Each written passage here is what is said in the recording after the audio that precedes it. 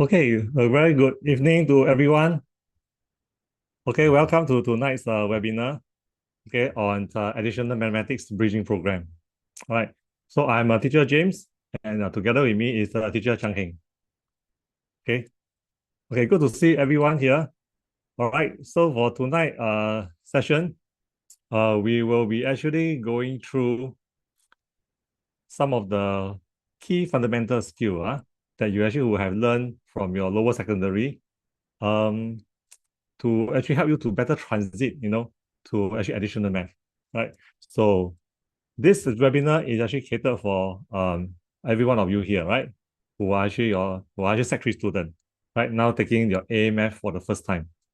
Okay. So I would want to actually firstly congratulate everyone. Okay. I'm sure you must have actually done reasonably well, right? For your lower secondary math. So that's why you are now able to take additional math, right? Because most schools, they will actually have a minimum requirement before you can take A math. Okay, so good job, everyone. Okay, well done. Okay, welcome to the world of additional mathematics. Okay, now for additional mathematics, okay, a lot of the thing that you'll be learning, okay, some of the new math technique, a lot of that actually based on mathematics as the assumed knowledge. Okay, meaning to say a lot of things that you have learned in your lower secondary mathematics, as well as what you'll be learning in your upper secondary math, okay, will be the assumed knowledge when you come to additional mathematics. All right. So there will be a concept, that you have learned in mathematics. Okay?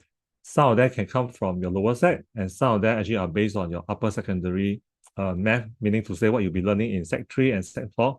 Okay, they will be actually forming this assumed knowledge for additional math. So later in tonight's webinar, okay, as the focus is really to help everyone to transit, into this additional math. So we have very prepared a number of the AMF topic, okay, which we will be going through with you. And also at the same time, we are actually to help you to make this transition smooth and able to master it well. We will be actually going through some of the concept that you may have already learned in lower side, okay, to reinforce, to highlight how is that going to be helpful and supporting you to able to grab hold of the new knowledge that you'll be learning in additional math, okay, as well as a topic that you will be learning in Sec 3. So we will highlight to you, right, to so that you can actually understand uh this previous knowledge that I may have or that I'm going to learn, okay, how is it going to be applied, in additional math, and to actually stretch that knowledge even further, okay, because additional math is more advanced mathematics, right, in your secondary school math that you'll be learning, right? So there'll be new technique, more advanced technique, okay, that we're picking up. Okay, so this will be the focus of tonight session. And I was also mindful that now, because different school, they actually teach some of the subject a little bit differently, right? Some school, they will actually uh, reshuffle some of the topic. So there may be some topic that you'll be learning a bit later, or some topic you'll be learning a bit earlier. Okay. So, and also some of you may be my special student, and some of you may not be my special student. Okay, because for those of my special student, actually, we do give them a bit of a head start in our lesson, especially for those of them who join us, early on, or even during the November period. But those of you who actually join a bit later, or your school may have actually covered a bit later, or swap the order, so there may be some topic that as we go through, you may find that some topic, I have actually just covered this, or I'm in the process of learning this. Okay, and we will use the opportunity to help to reinforce and consolidate. And for those of you who may not have actually learned that topic yet, no worries, okay? So we will be going through and explain to you, okay, for the benefit of everyone, okay, to help everybody to be able to see the connection, right, between what are the concept that you are learning in your mathematics and how that actually applies, and further, expand on that and use it in your additional math. All right. So, okay, I'm going to start soon, and do feel free to interact with us. If you have any question along the way, feel free to just simply, type into the chat. We'll be more than happy to actually assist you on that, right? So teacher Chang Heng is with me. So if there's anything, he will be helping to actually look out for the chat, and anything question that you may have, you do let us know. All right. Okay. So okay, let me now pull up my slide. Okay, I'm sure that oh, you should have already, who have registered. We also have provided you with the material.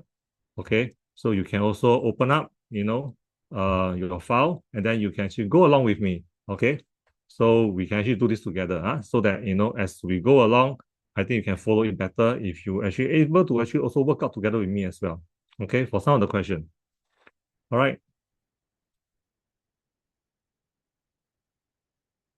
Okay, let's see. Okay, just a minute.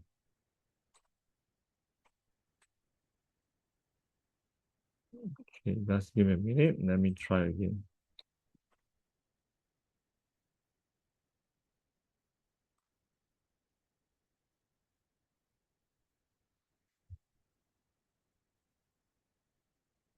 Okay, I think this one should work.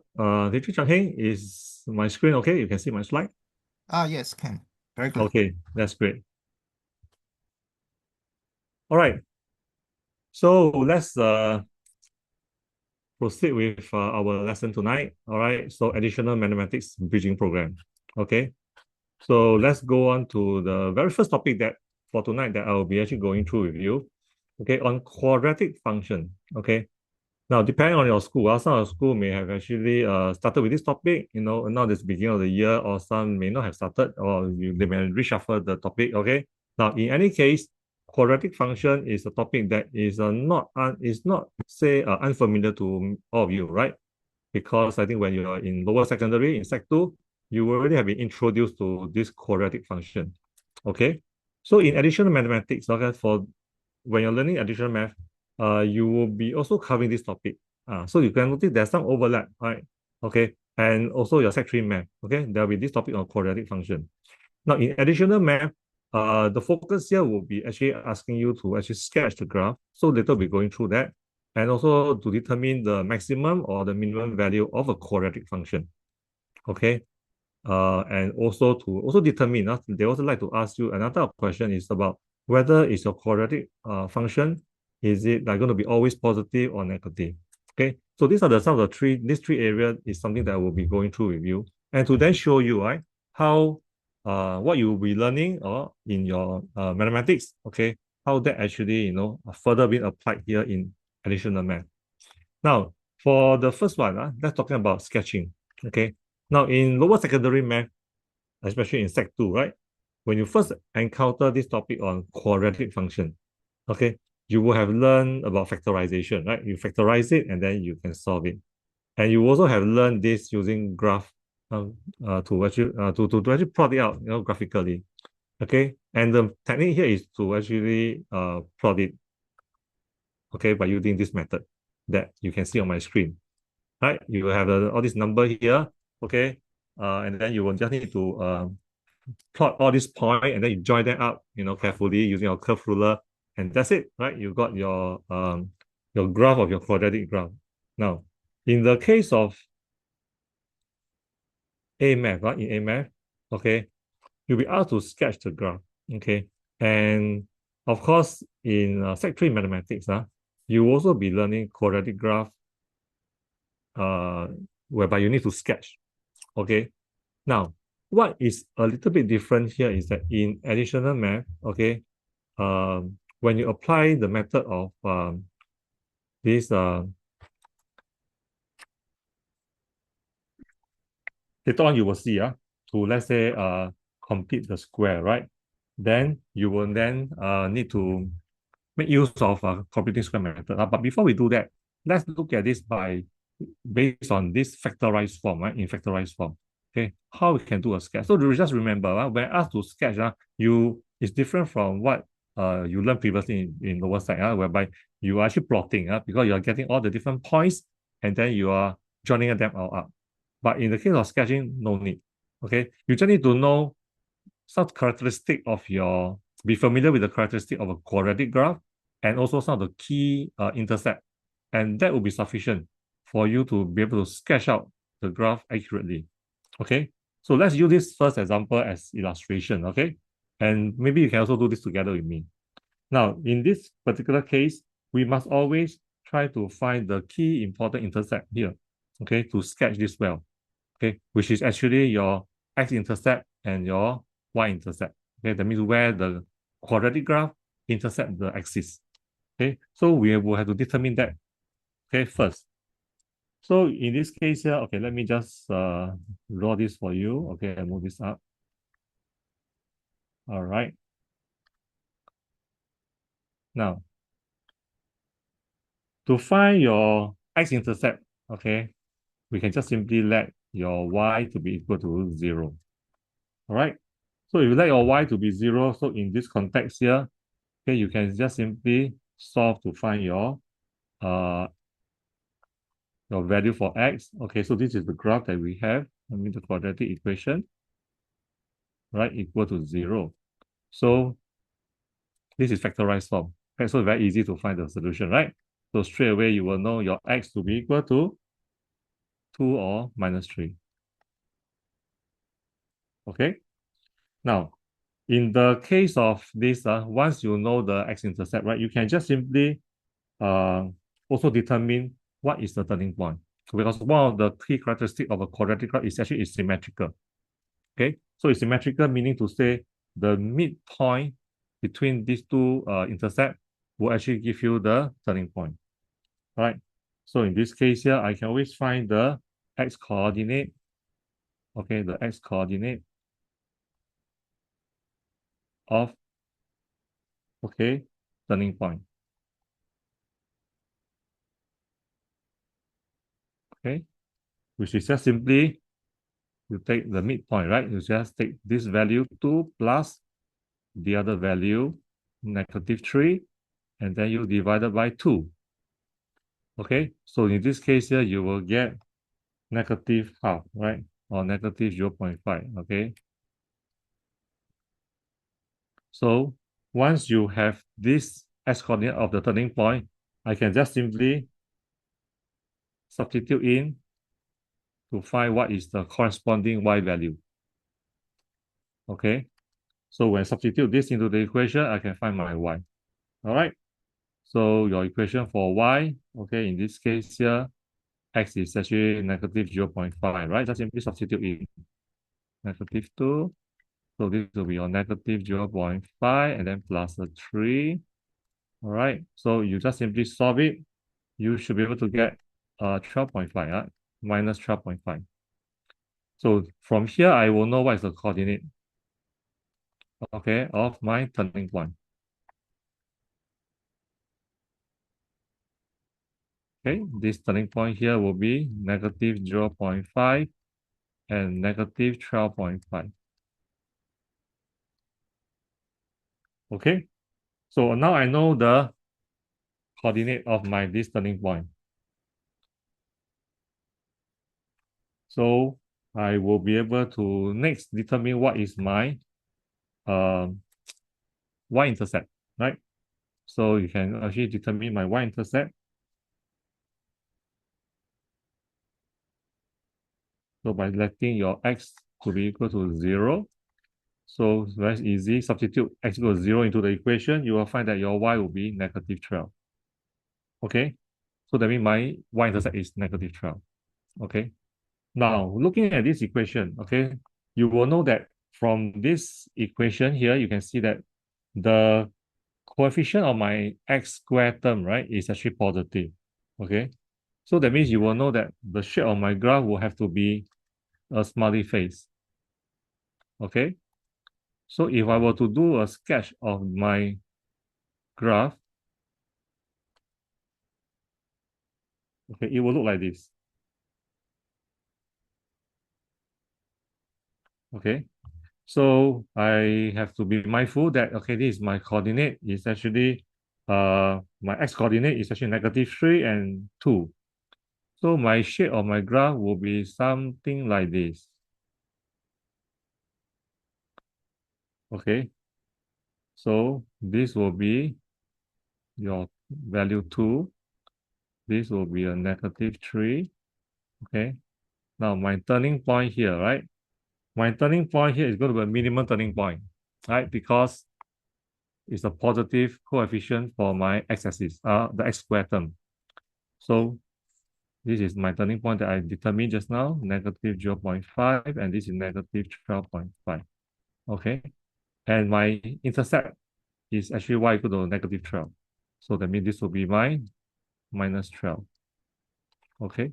So your graph will be of this shape, okay, with the key coordinate. So this is what you need to do, okay, when in AMAP, when they ask you to do a sketch of the graph, okay, this is what we will do. All right. Now, sketching of graph, okay, that is the one that we have just covered. Now, I'm going to move on from here, okay, so to look at the next thing that you will be learning in this topic in AMF, which is to also determine the maximum or the minimum value of a quadratic function, okay? But we'll be using your computing square method, okay?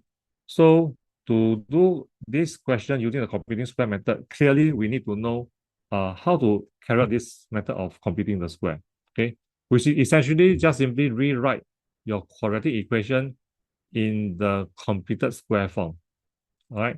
So in previous year, in the lower sec, you have actually learned that quadratic function can be re-expressed in the form of a factorized form. Okay, you factorize it and then you can express it in factorized form. Okay, so you can also now you'll be learning how to express it in a completed square form. Okay, which is part A. Okay, so these are the question that we'll be using this to illustrate that. So let's revisit, okay, the key topic that you will need to know in order for you to actually do this well in AMAT, which is to be very familiar with the method of computing the square. Okay, so you'll be learning computing the square in your Sec 3 mathematics.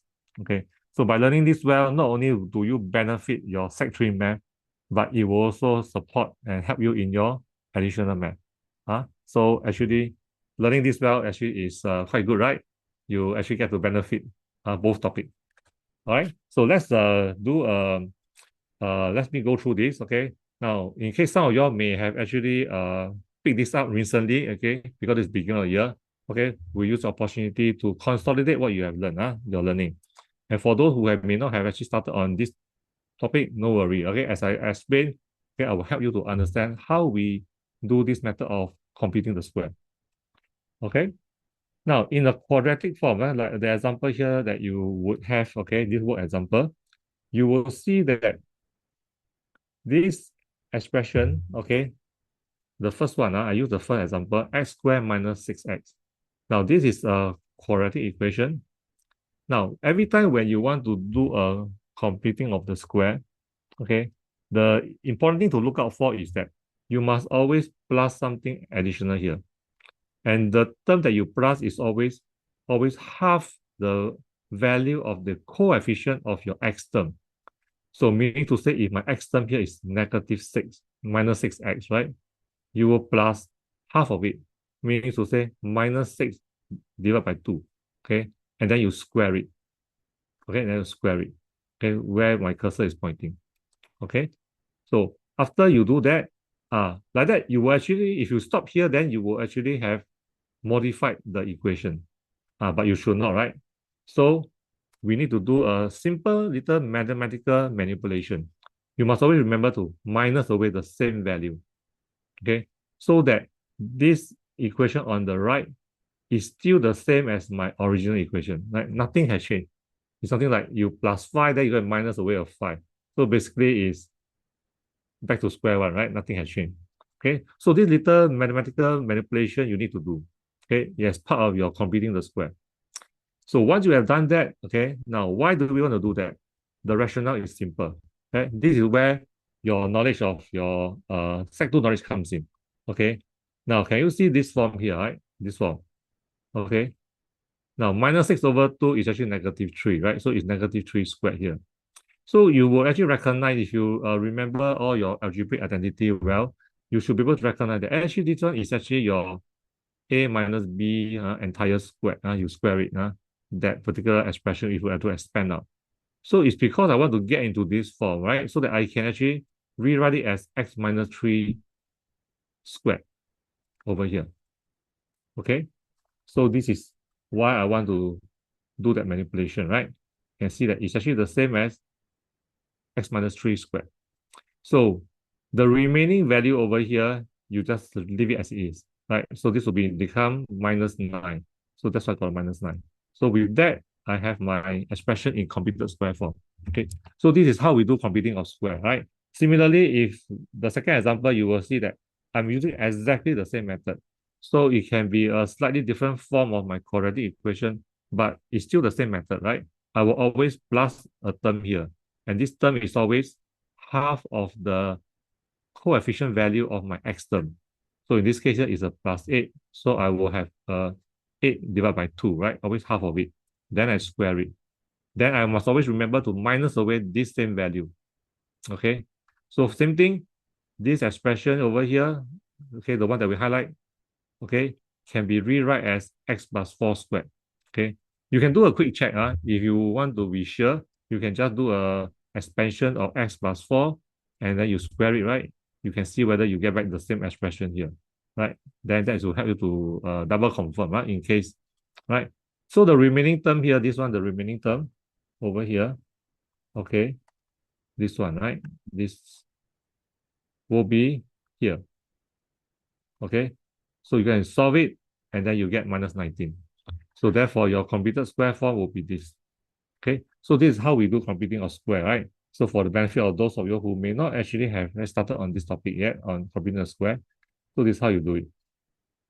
Okay, so just remember this, and then we are now going to apply this to the um, the question, right? For this AMAth question. Now in AMAth, I just want to highlight to everyone.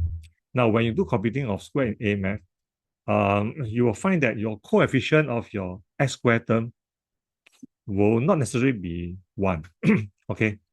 So this is something you may want to look out for.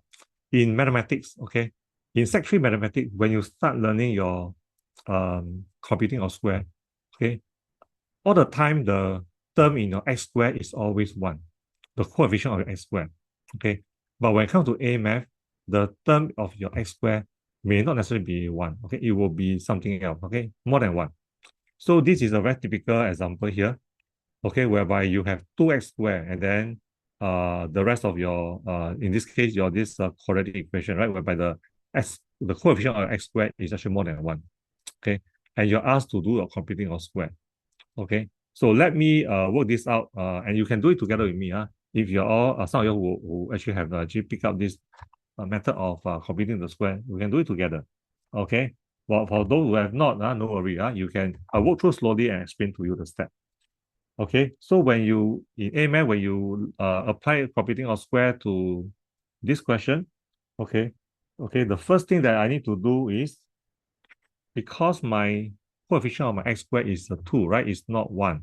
So I need to do a slight extra step, okay, which is to take out the 2, okay, take out the 2, right? So that, okay, I factorize out the 2.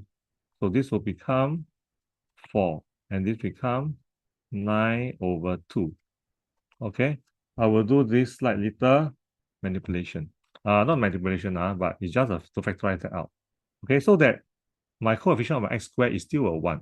Okay, this will actually allow me to apply my computing of square method, okay, that we talked about, that I went through just now. Okay, so this is what we will then do. Okay, after I take out the 2, I just simply apply the computing of square method to this expression inside this bracket, okay, inside my square bracket. So same thing, here will be x squared, this is minus 4x, and then I must plus if you remember, half of the value of my coefficient of my x term, right? So half of it is what? Minus 4, this will be minus 2. Okay, and then I must square it. Okay, so because I plus this term, I must also minus away this term, right? Okay, so that is the manipulation we talk about. But don't forget, after that, there's still this 9 over 2, don't forget. So I must continue to write down the 9 over 2. Okay, then I close my bracket. So I just carry out the computing of square, okay, within this square bracket, right? So I can now try to simplify it. So in this case here, this term here, right? Okay, maybe I just use the red color, right? This term here, all right, in red. Okay, I can actually rewrite it as, if you recognize it, actually this is your x minus 2 squared. Okay, so this term remain. So this is minus 2 squared. So we are minus 4. And then plus your 9 over 2. Okay, so now I can just simply simplify already, right? So if I simplify everything, so this will be 2 multiplied by everything inside. So minus 4 plus 9 over 2, what do you get? I will get a half. But I must multiply by the 2, right? Remember, if I take out the square bracket, so everybody multiply by 2, so this become a plus 1. Okay, so this will be the completed square form of the quadratic equation that was given to us. Okay, so in additional math, just be careful. Okay, your computing of square do involve a situation whereby your x squared term, okay, the coefficient is more than 1. Okay, so this is what you need to do. All right, so once you have done that, okay, then we are ready here to uh, do my part B. Okay, so part A, we have done the computing of square, okay, express it in the computed square form. So for part B, right? So we are asked to state the minimum value of this quadratic equation, okay, and also the value of x at which it occurs, okay. So in this case here, we know that the expression that we have just now, okay, the given expression, the 2x squared minus 8x plus 9, okay, is equal to this completed square form that we have just obtained. Okay, so since, okay, you can start to apply your knowledge of your quadratic equation, correct? Now, looking at this, you can straight away have an image in your mind. Now, what is the shape of your quadratic curve in this case? Okay, quadratic curve is either this shape or this shape, right? So in this case here, because if I expand out, actually you can look at here, right? My coefficient of my x squared term is a positive. So it has to be the smiley face. Okay, so in this case here, I will know that this must be a minimum turning point. Okay, so minimum value. So in this case here, since this term, okay, anything that you square it, okay, will always be greater than or equal to 0, right? So that means in this case here, you plus a 1. So that means in this case here, the minimum value, okay, must be equal to 1. Okay, okay, that's the minimum. So therefore, I will be able to know that at the minimum, at this minimum value, okay, the other thing that you will learn in computing square is that, or rather, the usefulness of computing square is that you can actually straight away know what is the turning point, right? Because this 1 is the value of your y. This value here, x minus 2, will give you the value of the x coordinate. So meaning to say at the minimum value, okay, the minimum value we determine is equal to 1, right? At the minimum value, okay, using x minus 2 equal to 0, you will find that x is equal to 2. So that means you will know that the minimum value corresponds to when x is equal to 2. Okay, so this is how you can make use of your completed square form, okay, to help you to address the question. Okay, so this is how you apply that in your traditional mathematics. All right, okay, everyone. Okay, any question? Okay. Okay, I don't see much question here. Okay, if everyone is following well, okay, we continue with the next, okay, the next one. Now, in this topic, okay, for additional math, you also be required to know whether a quadratic curve, is it always positive or is it always negative? Okay, you'll be asked to actually determine that. So this type of question is also fairly commonly encountered, okay, which are expected to know. Now, to do that, we need to determine, so like in this question here, to determine whether this curve, lies completely above or is it below the x-axis? So we need to determine that. Okay, so that's the question here. But before that, let's revisit some of the prior knowledge that you will need to know. Okay, so in Sec 3 mathematics, you will be also learning computing of square to actually sketch a graph. Okay, okay, so this is exactly like what we have just covered just now. Okay, except that in Sec 3 math, okay, the coefficient of your x squared term is always one, right? They won't give you some other value. Okay, so the computing of square method here will be a bit more straightforward, right? You just simply directly apply the computing of square that we went through just now, and then from there you will be able to know the minimum value, and from the minimum value, right? Because in the computer square form, okay, always remember, okay, this value here, all right, and this, okay, will actually give you the coordinate of your turning point. Okay, so this is x minus half. So when equal to 0, it means that x equal to half. So therefore, I will know that this is my turning point. Okay, this will give me the x coordinate, and the 3 over 4 will be the y coordinate. Okay, so immediately I will know the turning point. Okay, so and therefore you can just simply do a sketch. All right, so that is using this knowledge. Now, to you apply this to answer the question for additional math. All right, okay, whether the graph is it always positive or always negative. Okay, you can actually do it this way. Okay, so for this part here, okay, clearly I will need um to determine this, right? I will need to do a computing of square. Okay, and from the computing of square, okay, so this is just another practice. All right, so if I were to do that, okay, same thing. Remember, I must always check if it's a coefficient of x squared is more than 1, I must always factorize out. So in this case, if I do a factorization, this will give me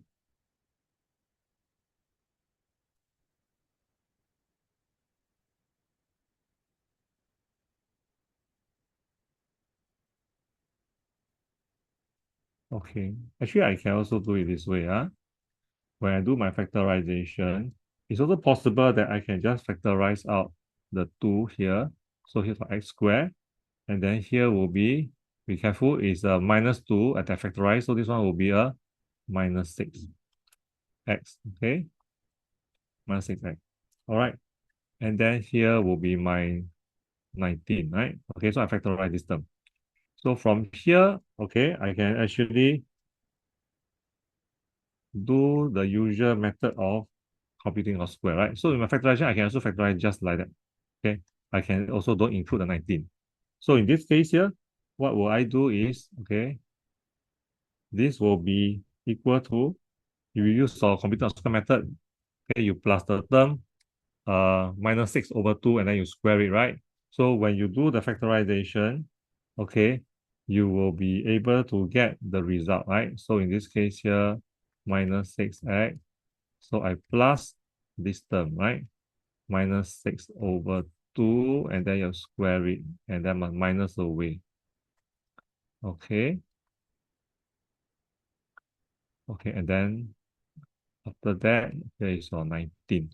So in this case here, after you do a factorization, okay, and simplify, okay, like what we have just done, okay, you will get, okay, this term here will give you this factorized form, right?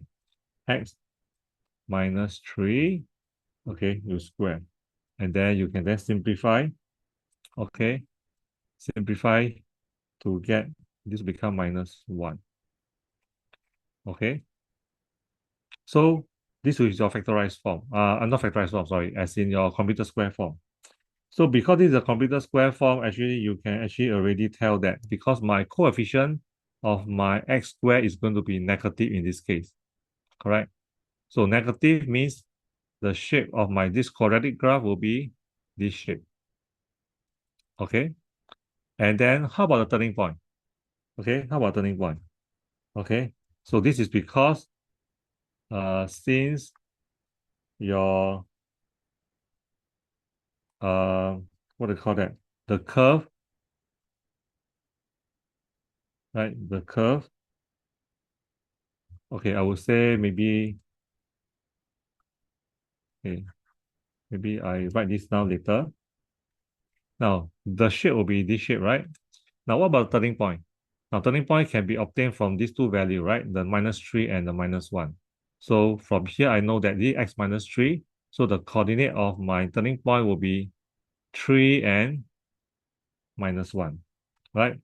So the turning point, right? I can know what is my turning point, which is actually 3 and -1. Okay, so that means this point here is actually 3 and -1. All right. So if this is the shape of my graph, and then my turning point is actually 3 and -1. So in this case, I will know that this graph, okay, it will be definitely below the x-axis because the maximum value is at -1. Okay, so clearly it has to be below, right? Because the shape is this shape and the maximum point is at -1. So clearly the whole entire quadratic graph will never touch my, will not touch my, will not come into contact with my x-axis, right? So it's quite clear from here.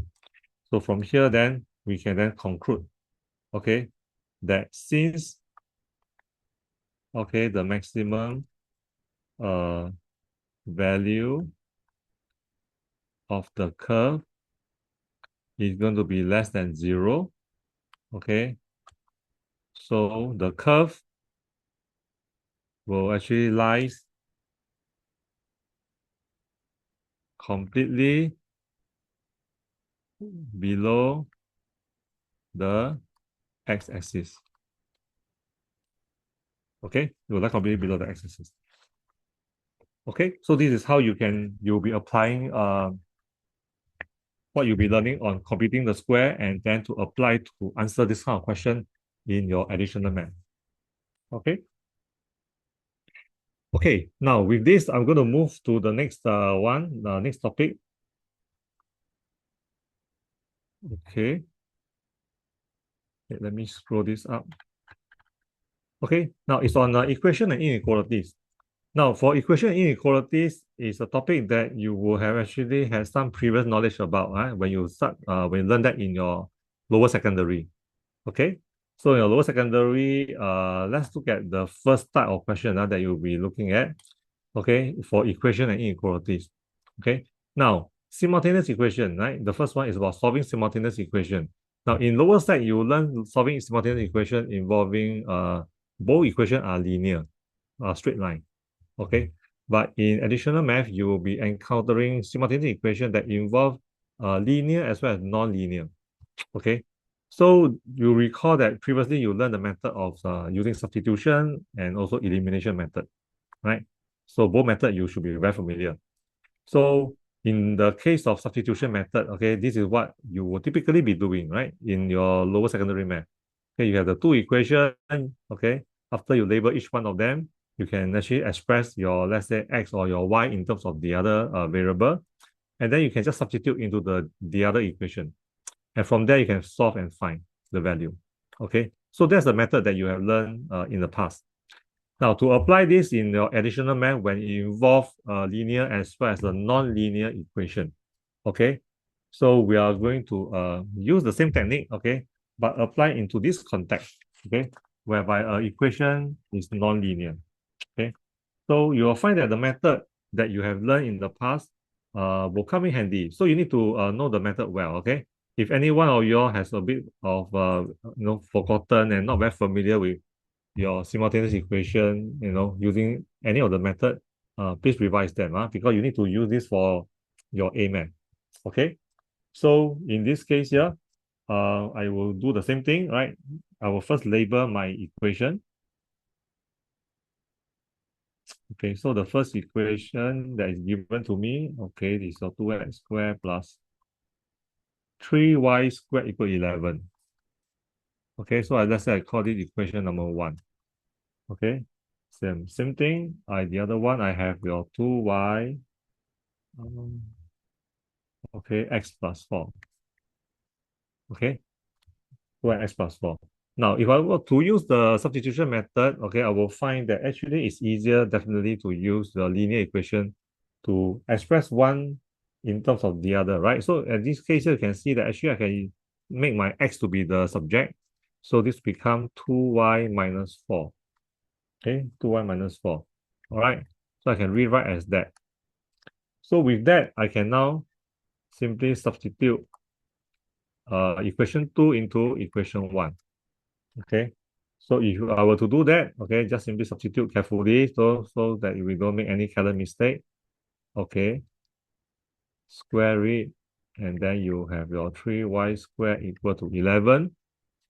Okay, so you can expand them out, and then you can then be able to get, so if you expand carefully, okay, no color mistake, okay, simple expansion, okay, uh, you should get this value 32y and then 21, right? 21. Okay, equal to 0. Okay, so I bring all the numbers to the left hand side. Okay, so I will get this expression. And from here, always check whether you can actually do your factorization. Okay, so your multiplication frame that you learned previously, don't forget. Okay, know how to apply them. So if you were to do your factorization, actually this one can be factorized into 11y.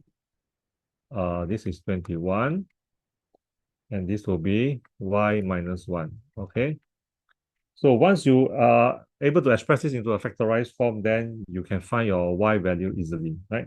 Which is simply 1, or in this case here, 21 over 11. Okay. Okay, let me move this up. Okay. So with this, I can now find the corresponding value for my x, right? So very simple, right? Simply when y equal to 1, I find what is my x. So when y equal to 1, you will find that substitute in, you should be able to get your x to be equal to minus 2. Okay, similarly, when y is equal to 21 over 11, okay, so you just do it carefully. This one, nothing difficult, very simple. But the only catch here is that don't make a mistake. Okay, substitute carefully. And then you should be able to get your x value. Okay, so in this case here, where it's 21 over 11, your x should be minus 2 over 11. Okay, so once you have got that, then you will have actually answered the question, right? You will have your coordinate.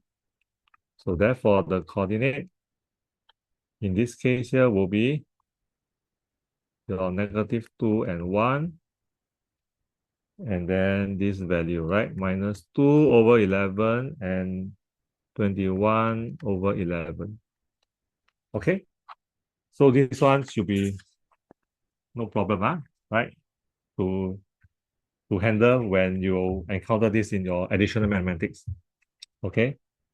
Now, let me continue to the next one.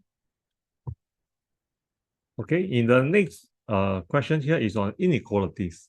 All right, so for inequalities, you are familiar with doing this in lower secondary, okay, whereby you have a linear expression, right? Linear inequalities. And then you'll be learning the method of using it to express it on a number line, okay? And also to take note, right? If it's greater than, there's no equal sign, so make sure this is not shaded, right? The dot here, the circular point, so you must not shade it, unless it's the equal sign. So this is what we have learned in your this lower secondary math. Now we are going to see how this knowledge, which you must know it well, okay? You will be applying this when you do A math, okay? And the inequalities here is no longer linear, okay? So the inequalities here in this case can be quadratic, okay? So if you are quadratic inequality, how are you going to apply that same knowledge that you have to this type of question, okay? So we are going to now stretch a little bit, stretch what you have learned previously and apply it in this kind of context. Okay, so the method that you learn, okay, I'm going to stretch it a little bit and to share something a little bit new that you'll be learning, okay, in your AMAth for this topic. So for the first example, I'm going to use the example here to illustrate this, okay? So let me move this up. Okay, Now, the first one is actually what? Minus x squared plus 12 greater than or equal to x. Okay, so to do this, okay, I would want to first bring everything over. Okay, bring everything over. So I will rewrite it as x squared plus x, okay, and then minus 12, right? I bring everything over. Okay, so this will be less than or equal to 0. All right, so I bring everything over. Why I want to do that is because this is a quadratic equation in this form, okay? I can actually just simply do a factorization, okay, where it's possible, right? So I think this number looks easy to factorize, right? Using a multiplication frame, you should be able to factorize it to x minus 3, okay? And then this will be x plus 4, okay? X plus 4, okay? And less than or equal to 0. Okay, so after you have factorized this, so this is some knowledge that you can continue to apply because it's factorized form. So imagine this is an equal sign, right? If it's just an equal to 0, I will know that actually they will actually intercept at what value. Am I right? Okay, you will intercept at, okay, so that means the typical equation when it's not an inequality, right? Where x minus 3 and then my x plus 4 equal to 0, okay, you will find that my x is actually equal to 3 or minus 4, okay, right? 3 or minus 4. So if you were to represent it, okay, now this will be your two value, okay, the two solution, right? 3 and minus 4, okay. Now, this is where you want to start applying the knowledge that you will have gained with regard to a quadratic equation. Okay, now look at here. This quadratic equation is my coefficient of my x squared is a positive value. Yes, right? Everyone agree with me, right? So, if a positive value, what will be the shape of this quadratic curve? It will be a smiley face. Okay, now this will be what the graph will look like, right? A smiley face, whereby it will intercept the x-axis at this minus 4 and 3, right? So these two are the roots of the equation. Okay. Now, in this particular case, what is the inequality here? The inequality is asking for less than or equal, meaning to say this entire, this graph, this quadratic graph, right? Okay, this graph, I want it to be less than or equal to 0.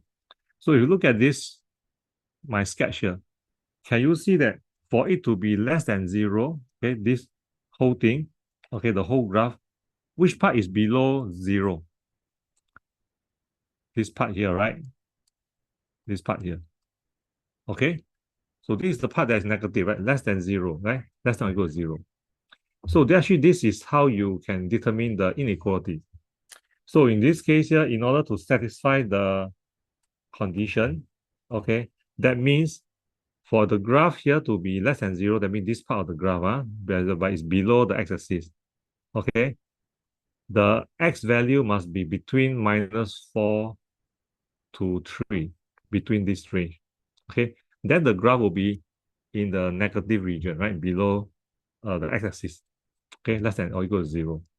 So in this case here, I can then from here, okay, use it to help me to conclude that my inequalities, okay, the range of value for x in this case here that satisfy this equation, this inequality will have to be negative 4, okay, x is greater than that, but smaller than 3, okay?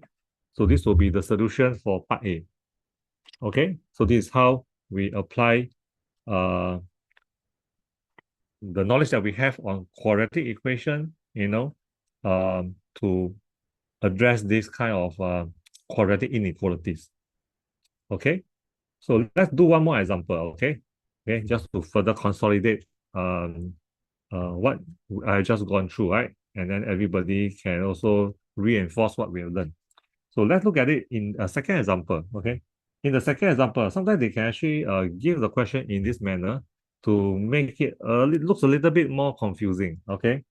So in this case here, what we have here is your 5x, and then you have the bracket, and then it's greater than this expression 3 minus 2x. So same thing, we can always bring everybody over to one side first, okay? So that means in this case here, I will have, I rewrite it as, okay, let me write it down, 2x minus 3. Okay, so I bring over, so this one is minus become a plus, so plus 2x, and then this will be plus 3 become minus 3. Okay, so because I bring everything over, so here will be greater than 0. Okay, greater than 0. So from here, I can actually simply try to do you can easily do a expansion, right? Your 5x, you multiply by your 2x minus 3, expand out. And then you simplify all the like terms together, okay? Simplify all the like terms. So you will have basically a quadratic equation. Am I right? So it's just like the previous question, right? You bring everything over, you have your quadratic equation, you go and factorize it. Okay. So when you do the factorization, this one I will leave it to you to try. Okay. I'm sure all of you should have no problem doing this factorization, right? After you express it as a quadratic equation. Okay. So once you have done that, okay, you can double check your answer. Okay. You should get this value, right? Your factorized form. 2x minus 3. And then this will be your 5x plus 1. Okay. You will get this. Okay. Everyone got that? Okay. Those of you who tried. Okay. If anyone didn't get it, please let me know. All right. Okay. Okay. So this is what you will get. Now, after you have got this, then we are going to apply what we have just went through just now. Okay. What we just went through just now. So which is to determine what is the intercept on the x-axis. Okay. So if you let your this 2x minus 3 and your 5x plus 1 to be equal to 0, you will be able to determine your x to be equal to, here you get minus 1 over 5, or the other value will be just simply 3 over 2, right? 3 over 2. Okay. So same thing, I will then do a simple sketch. Okay. So my minus 1 over 5. So this one is what? It's also going to be a positive coefficient, right? For my x squared term. So that means I will know that the shape is going to be like this as well. Okay. So this one will be your negative 1 over 5. The other one will be 3 over 2. Okay. Okay. So then the next thing is to look at the inequality here. Now, this graph is what? This one. Okay. My graph, right? Is what? More than 0. So more than 0 must be this portion here. This portion here is more than 0, right? This part of the graph is above. Because this part of the graph here is below, right? It's negative. But I want to be positive. So that means I want all this portion. Okay, I'm interested in this portion to satisfy the inequality. So this means I know what is the final inequality that will be able to satisfy the condition. So therefore, the inequality here must be less than minus 1.5. Okay, so my x must be less than minus 1 over 5, sorry, or x must be more than 3 over 2. Okay, so this is what you would you need to do, right, for applying to solve this kind of quadratic inequality. Okay, right? Any question, anyone? Okay, if I need to clarify, feel free to type into the chat. Okay, and let us know. Okay, we'll be happy to help to clarify for you. Everyone okay? Okay, good. Now, then let me move on to the next part. Okay, 2.3.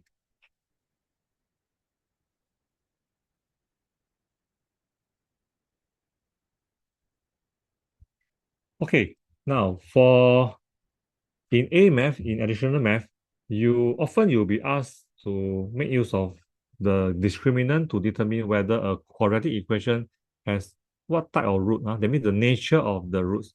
So for quadratic equation, okay, uh, the roots of the equation refers to the solution. Okay, so we will need to actually based on that to determine. So to find the roots of the solution of a quadratic equation, it's not new to all of you, okay?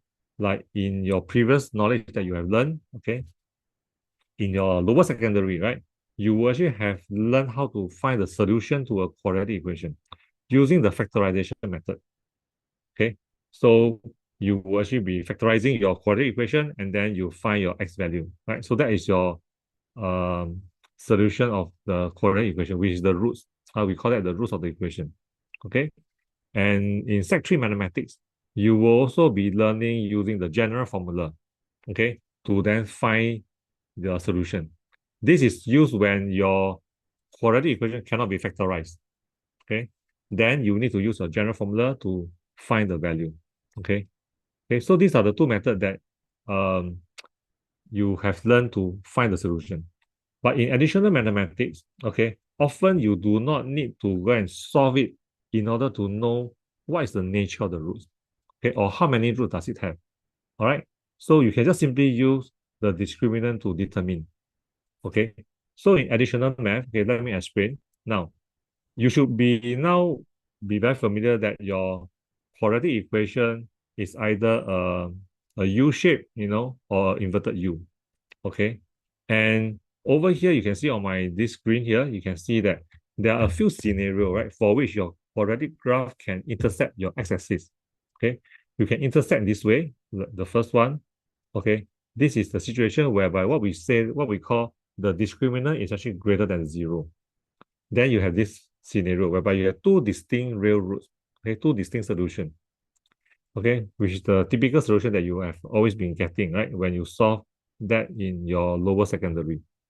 Now, it's also possible that your quadratic equation can be in the second scenario, whereby the discriminant is equal to zero, and in this case here, you only have one answer, okay? So the two roots are the same, actually.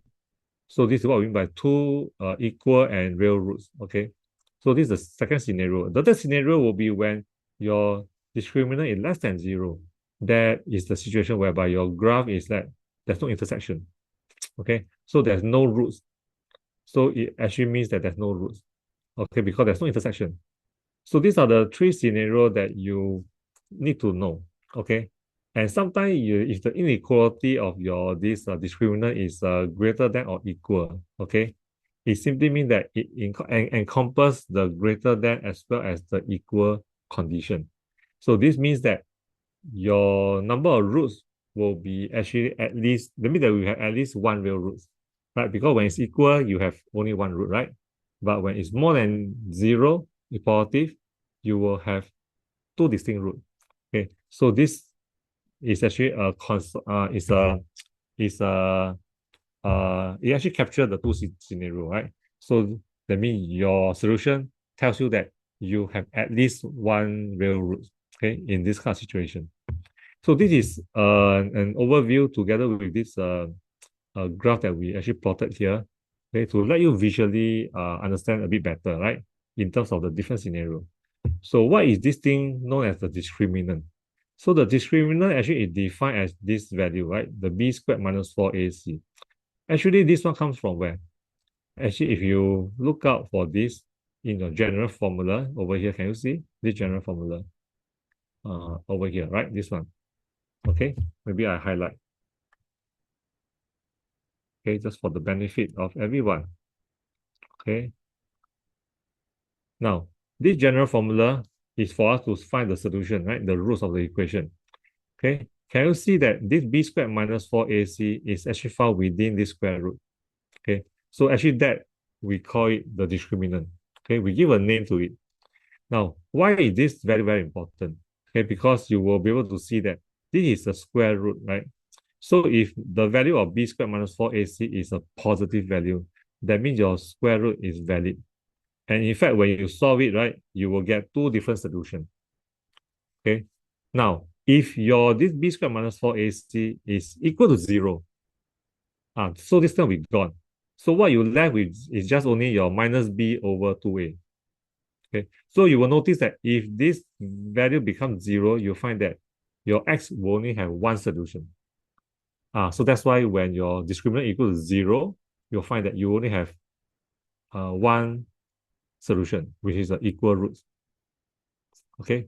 So you can now see the link, right? So I'm actually drawing you to see the connection so that you can better appreciate why your discriminant has got these three conditions and what does it mean. Okay. Rather than just simply blindly memorize. So I explain this to you so that it's for you to better appreciate and see the meaning of the value of the discriminant, the significance of it. And of course, when your discriminant is less than 0, that is where it's negative. So you cannot square root a negative value. So that's why it's not valid and therefore cannot be solved. And that is also the reason why you end up a situation whereby your x is no solution. Okay, when your discriminant is less than 0. Okay, so I hope this is clear to everyone. Okay, to help you to have a deeper understanding and appreciation of this, the meaning of your discriminant. So I'm going to apply this to this question. Now, this question, a very typical type of question that you encounter in your additional math. All right. So over here, this question asks you for the value of k, for which this quadratic equation, okay, has two real and distinct root, and also the situation whereby it has only exactly one root. Okay, so I'm going to demonstrate to you, okay, to show you how this actually can be what we have just covered. It can be applied, okay, in this context. Okay, so for this question here, okay, what I have is given here, right? This is the equation. Okay, so the first thing I want to do is always try to bring everything over. So my expression will be, I'm going to rewrite it as this. Okay, 4x squared minus 7x. Okay, and then I got the plus k, right? So I'm going to bring over the 2 as well, right? So minus 2 equal to 0. Okay, so from here, the general form of my quadratic equation is always ax squared plus bx plus c, right? That's a general form. Okay, so you will notice that my a term is actually the coefficient of x squared, which is 4. Okay, and then for my b is the coefficient of my x term, which is minus 7. And finally, my c is actually the constant term, right? So k is a constant value. It's unknown. I do not know why is it, but nonetheless, it's still a constant value. So that means I will know that my k is actually, no, sorry, my c is actually k minus 2. Okay, so that's my c term, right? So once I have identified this, I can just simply find my discriminant. So part A, it says that what? Two real and distinct root. So two real and distinct root, okay, part A, it simply means my discriminant must be, can everyone remember? Discriminant must be what? More than 0, equal to 0, or less than 0. Okay, can you all type into the chat and tell me your discriminant must be what?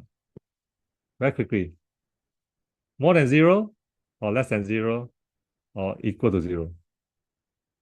Okay, those of you who know the answer, okay, you can just feel free to type into the chat. You can just type simple answer. Either you can type in the inequality sign or you can just type more than or whatever. Understood. Okay, can. Yeah, thanks very much. Thanks for the response. Okay, quite a number of you actually provided the response. Okay, and I can see that, wow, very good. Thanks for all the responses. And I think all you all got it correct. Okay. Yeah, very good. Yeah. So that is actually how you actually based on what we have just covered, right? If you remember, the condition is actually when your discriminant is more than 0. Okay. So using that, I will then find my discriminant. Now, what is my discriminant? Just simply use the b squared minus 4ac. So in this case here, I'm going to substitute all this value into my discriminant. So I will have b squared, all right, a minus 4a C. C is my K minus 2. Okay. And that is greater than 0. All right. So this one should be easy for everyone, right? No problem, right? You can just expand this out. Okay. And you should get, so this will be 49. This will be minus, in this case, 16K. Okay. And then this multiply up, you will get 32. Okay. And that's greater than 0. So from here, you can just simply solve, right? So your 16K should give you more than negative 81. So you should be able to find your K, right? So your K has to be, so make use of your knowledge again, your previous knowledge. You divide by a negative value, your inequality must change. So is it greater than become less than? So become 81 over 16. Okay, so your K will be less than 81 over 16. Okay, so that's the answer, right? So it asks you for what is the value. So the value in this case here is that K must be less than 81 over 16. Okay. All right. So if everyone is good with this, okay, let's apply this to part B. Okay. Now for part B, okay, it says only one root. So since all you are so familiar with the answer just now that is greater than, so I think you guys, I'm confident you guys know what is the condition, right? In this case, it has to be equal roots, right? Equal root means your discriminant is equal to discriminant equal to 0. Okay. So it's just simply just not the previous equation, right? So instead of the minus 16, now I have equal sign instead. Okay, 81. So that means in this case, the answer is just simply K is equal to 81 over 16. Okay, so that's the answer. Okay, so I hope everyone is learning well up to this point. Oh, okay. Okay. I think from the response, I think you are doing fine. Okay, good job. Now let's continue to the next topic, okay, on cert. Okay. Now this is a topic in additional math that you will be learning. Okay. And it does also make use of some of the prior knowledge, which I'm going to highlight to you. Okay, and help you to see that connection. Plus something new. Now, what is a cert? Now, cert essentially is a number whereby you are not able to simplify into a whole number or a rational number. So actually, cert is considered as an irrational number. Okay. So for example, if you have square root 3 or square root 5, you notice that there's no way you can actually simplify this any further into a whole number or a number with a rational number like a fraction, right? No way. Okay. Unlike, let's say, for example, square root 4. Square root 4 is not a cert because square root 4 is actually just 2, right? Because it can be simplified into a whole number. Okay. So this is basically what is cert. And then when you learn this topic on cert, a lot of time you'll be asked to do this thing known as rationalization, to rationalize it. Okay. And also to do simplification. So how do you then simplify? Your addition, subtraction, multiplication, and division of cert. Okay, all these things will be required. Okay, and finally, there'll be also questions that need you to know how to solve equation that's involving cert. That means your equation is no longer the kind of coefficient that you get, but it's involving cert. Okay, now how do you then do that? So this is what I'm going to cover, okay, for this topic and to help everyone to make sense of it, okay? And then when you start learning this in your school, right? Okay, some school may teach a bit faster, some school teach a little bit slower, or maybe the order of the teaching is a bit different. So when you start to encounter this topic, right, at least you have a some head start after you've gone through this session with me. All right. Now, some of the prior knowledge that you will need to know, okay, that will be helpful to support you in mastering this topic. Firstly is what you previously learned about algebraic, the product of your algebraic expression. Okay, so this is something that you learn in Sec 2. Okay, now there will also be another knowledge that you need to be familiar with, which is the law of indices. Okay, now law of indices is something new because you only seeing this in Sec 3. Okay, you will see this law of indices in your Sec 3 mathematics as well. Okay, not just in A math. Okay, but in Sec 3 mathematics, you will also be learning law of indices. Okay, so this is some of the area whereby there's some overlap between your Sec 3 math and your Sec 3 A math. Okay, so that is probably good, right? So you learn one thing, but you benefit two subjects. Okay, now, so in this case here, over here on my this screen here, you can see, right, on your notes as well. We summarize for you the law here. So very handy, right? All the 8 law that you must know is all listed here. Okay, summarize here. So all these law you must know them well. Okay, and in order to help you to handle this topic on cert. Okay, because you will be using any of these law, so you must know the law well because depending on what the question is given to you, you will need to determine which is the relevant law of the law here, the relevant one that you need to apply, appropriately. Okay, so that you use the correct law of the indices to then help you to simplify your cert. Okay, so you need to pull out the relevant one. So this case here, I will be using some example here to help you illustrate that. Okay, so I'll be using these few laws here, these few laws, right? For example, when you have a square root a multiplied by square root b, actually in law of indices, it means that because they all have the same index, the power, okay, you can actually simply combine them. Okay, so actually this is using which law? The first law over here. Okay, over here. Okay, so a to the power of m, okay, multiplied by a to the power of n. Okay, just simply combine. No, sorry, this one is not using the first law. Pardon me. Actually, this one is using law number 4. Okay, whereby they have the same index power right over here. Okay, so my screen a bit small. Okay, yeah. So over here, so you can combine them, and then because they have the same power, so they share the same power, right? So you combine them as a times b, and then to the power n. Okay, the first law is a bit different. The first law is the base is the same. Okay, so in indices, just for benefit of everybody, right? This is called the base, and then this is the index, so the power. So in this case, because it's the same base and both are a, so therefore I can just simply combine the power. So a to the power m times a to the power n is just simply m plus n. Okay, so if I use number, I think a lot of you should be able to better appreciate this law.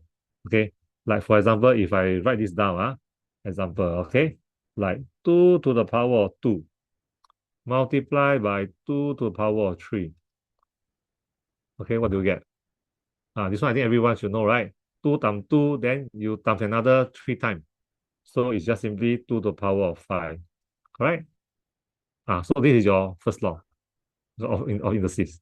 Okay, because the base is the same, so I just add up the power. Okay, and if it's divide, then you minus. Okay, if divide, then minus. Like for example, 3 to the power of 4. Okay, if I were to divide by 3 to the power of 2, what do I get?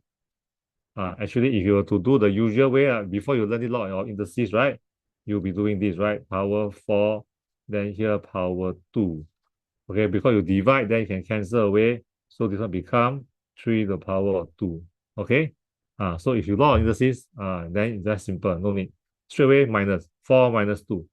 Okay, so straight away answer. You can just write down 3 to the power of 4 minus 2 is just simply 2. Okay. Okay, so actually is your second law. Okay, so in a way, you kind of already be using this law in the C, just that previously you were not introduced, right? So in Sec 3, you'll be introduced to learn this law in the C, this topic. Okay, and this topic is going to be very helpful when you come to cert, okay, in additional math, and you need to use them. Okay, so as an illustration, this prior knowledge over here, okay, so everybody can see, right? So like square root 28, you can just simply write it as square root 4 times 7. Okay, why I write it this way? Because then I can then start to split them out as root 4 times root 7. And then I can simplify the root 4 to 2, so become 2 root 7. Okay, so this is a simplified form. So this is the illustration of how you apply it to then simplify your cert. Okay, so this is your cert in the simplified form. Okay, Similarly, in example number 2, root 5 multiplied by root 20. Okay, I can also use the same property of my law of indices because they have the same power, right? Both are power half, right? Square root. So I can combine them together. So 5 times 20 is actually 100. So square root 100 is just 10. So you can see the simplification. Okay, so this is to illustrate. Now, let me now move on to this part here, okay? So how do we rationalize? A lot of times they ask you to rationalize. So this is a typical type of question that you will get, okay? Try to rationalize the denominator of your this following fraction that involve your cert, okay? So if you to simply apply the laws here, okay, I'm going to show you, okay? This is root 5, right? So what do we do? I can just simply, to rationalize, is just simply make it into no longer cert. So now the denominator is a cert, right? So I can just do a simple operation here. I just multiply by root 5. Okay. And then if I do that to the denominator, I must do that to the numerator. So once I do that, okay, that is your rationalization. Okay. So you will notice that this become 10 root 5, and then my denominator become 5. The root is gone, right? No more square root, right? So it's no longer an insert form. So from here, I can now simplify, right? Because 10 and 5 can further simplify this to 2 root 5. Okay, that's it. So that's the simplification, right? That's how you rationalize it. Okay, so if I to show you one more time using example part B, okay, same thing, 1, okay, over 2 root 3. Okay, I multiply by root 3. Here also multiply by root 3. Okay, so I will get, in this case here, become root 3. And then the denominator become root 3 times root 3 is just 3, right? So become like 2 times 3. Okay, so that will give you root 3 over 6. And anything that allow me to simplify further? No, I don't think so, right? So therefore, this is the simplified form. Okay, so this is how you can actually apply this technique using your knowledge on law or indices to support you, okay, to handle cert. Okay, let's do one more exciting example, okay? The next one. Okay, this one looks more exciting, right? So more interesting. So let's try to do this. So in this case here, what do we have? So I got square root 12 times square root 3. Notice that this is same power, right? So both are power half, all are square root. So using the law of indices again, okay, I can combine them together. So this will give me square root 36. Okay, and then this is square root 2. So if I simplify, this is what? Actually, this is 6. And this is square root 2. Agree? Right? 36. Square root becomes 6. Okay. Now, is this the simplified form?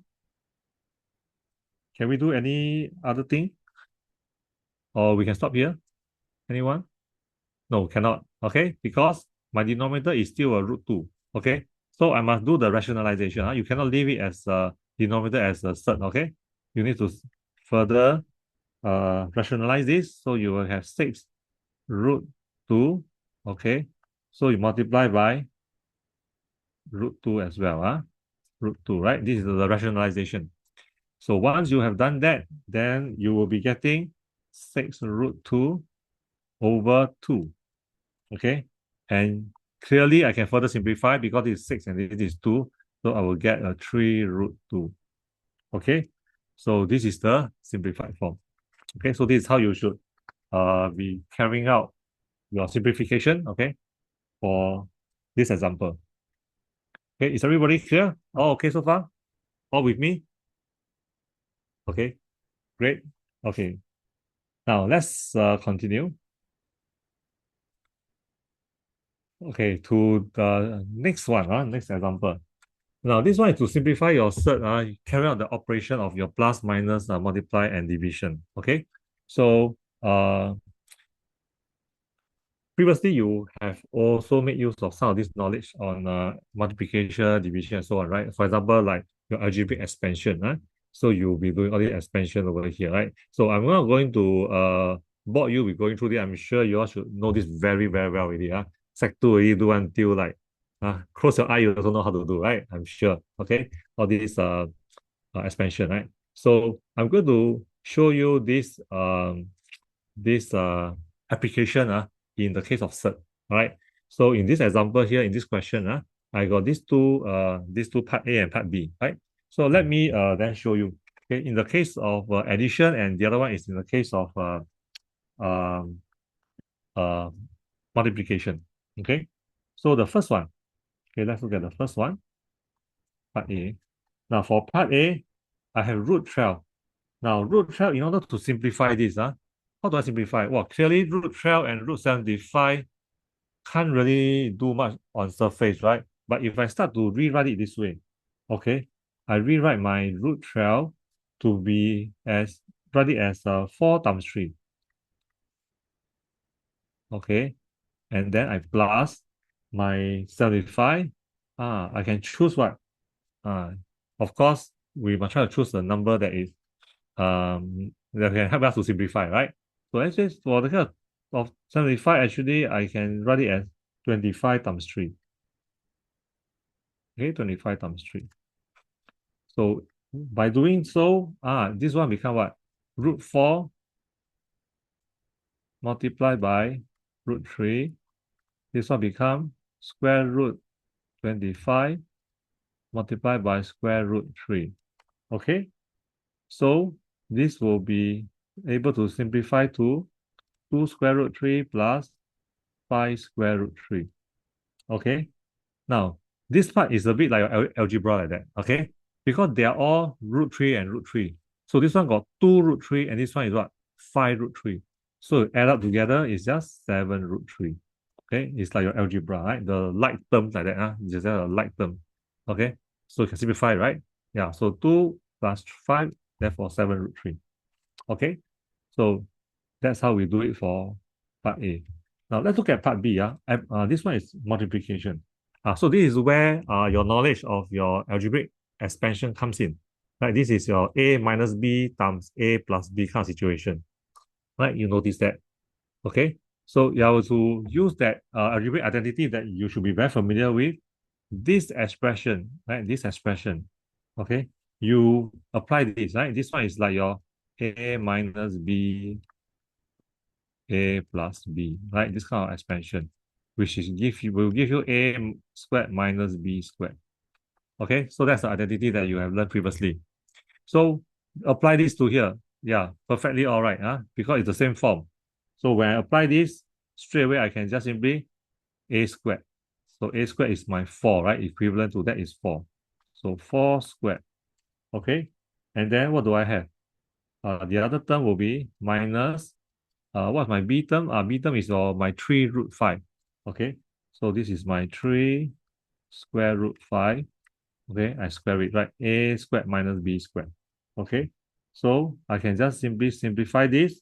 This becomes 16. So this one become, I square this thing, right? So 3, I have to square it. Root 5, I must also square it because everything is inside the bracket. So this becomes 9. Then 5, root 5 times root 5 will give you 5. Okay, so in this case here, I will have 16 minus 45. So you should get negative 29. Okay, that's it. So this is how you actually apply. So what you learned in the past, like your this algebraic expansion, you can see that it's not being applied here in cert. So the knowledge that you have learned last time, okay, please do not forget all the things that you have mastered last time, okay? Because it's going to be helpful to help you in doing well for your additional math in like topic like this cert, okay? Now, let's look at the another type of question that you also typically encounter, whereby they will ask you to solve equation involving cert, okay? Now, to do this, you will see from this question here, okay? This is the question, which later I will go through with you, okay? Now, the prior knowledge in terms of solving equation involving cert, right? Usually is whereby you have to make use of again, for example, depending on what they give you, uh, typically using your those algebraic expansion, or your algebraic identity will come in quite handy. Okay, but there's also one more thing. Beside that, is also to solve them in this kind of question whereby, like, for example, sometimes you are given a question last time, right? Like your quadratic equation is expressed into another form, right? And then you're asked to find the unknown. Okay. So in this case here, when you do this kind of question, remember, you can just simply expand them out. Then you just equate all the like terms to the like term. Okay. So meaning to say the coefficient of the like term must be the same, right? For the two equations to be equal. So therefore, like in this case here, you can see my word example here. If I were to expand the left-hand side, okay, I can just simply group all the x squared together, all the x term together, and then all the constant term together. Okay, and this is equal to the expression that's on my right, right? So for the two expression to be equal, that means clearly I need to equate the coefficient, right? The coefficient must be the same. Otherwise, they can never be equal. So I'm using that relationship to then form a equation to solve for my unknown A and B. Okay, and that's what uh, we do, right, in your lower secondary math. Okay, so I'm going to use the same technique to apply this to solving equation involving surd. All right, so let's look at this question here. Now, in this question, I have on my left hand side, I got this expression in surd, and then on the right hand side, also expression in terms of involving surd. I'm asked to find what is the value for A and B. Okay, so I'm going to apply the same kind of approach that uh, I illustrated just now. I showed just now in the word example. Okay, and apply to here. Okay, now on the left hand side, this one require you to do expansion. So what you learned previously on your algebraic expansion, right? The identity comes in again. Right, this one is again something plus minus something, and then you have something plus something, right? So you can do your expansion, your distributive law, and all those things that you learned previously. Okay, so if I have to do the distributive law, expand out, okay, just like your algebraic expansion, you should be getting this, okay? You can all do this together with me, This one is totally, you can handle one, because it's like based on your previous knowledge on expansion, okay? So if you have a paper, you can do this together, right? So the first one, you expand 2 multiplied by the first term, so 2a, okay? Then after that, 2 must multiply by the next term, right? Your 2 root 5. Okay, but 2 times 2 root 5, okay, it's just simply 4 root 5. Okay, 4 root 5. Okay, and then you do the same thing for the term in 3 root 5, right? So you multiply by a, so this one will become 3a square root 5. Okay, because you multiply basically the term that is not the third term, okay, you can just combine them together because it's multiplication. Okay, and then finally you have root 5, 3 root 5 and 2 root 5. You multiply, so 3 and 2 you can multiply, so they become 6. Okay, then root 5 times root 5 will be just simply 5. Okay, so okay, right hand side will be okay, we just write it down first. Okay, we don't do anything to it. Okay, we just leave it as it is first for the time being. Okay, so you get this expansion. Okay, so once you get the expansion, what do we do? We simplify all the like term. Okay, so all the constant term you combine them together, and all the like term you combine them together. Okay, so in this case here, if you were to compare, then we do a comparison, right? So in this case, let me join them, group them together. So all the constant terms, so I got the 2a, and then where else? This one, 30, right? So minus 30. Okay, I group them together. Then what do I have? All the term with surd, in this case, your root 5, I group them together. So in this case here, I will have, this is 4, okay.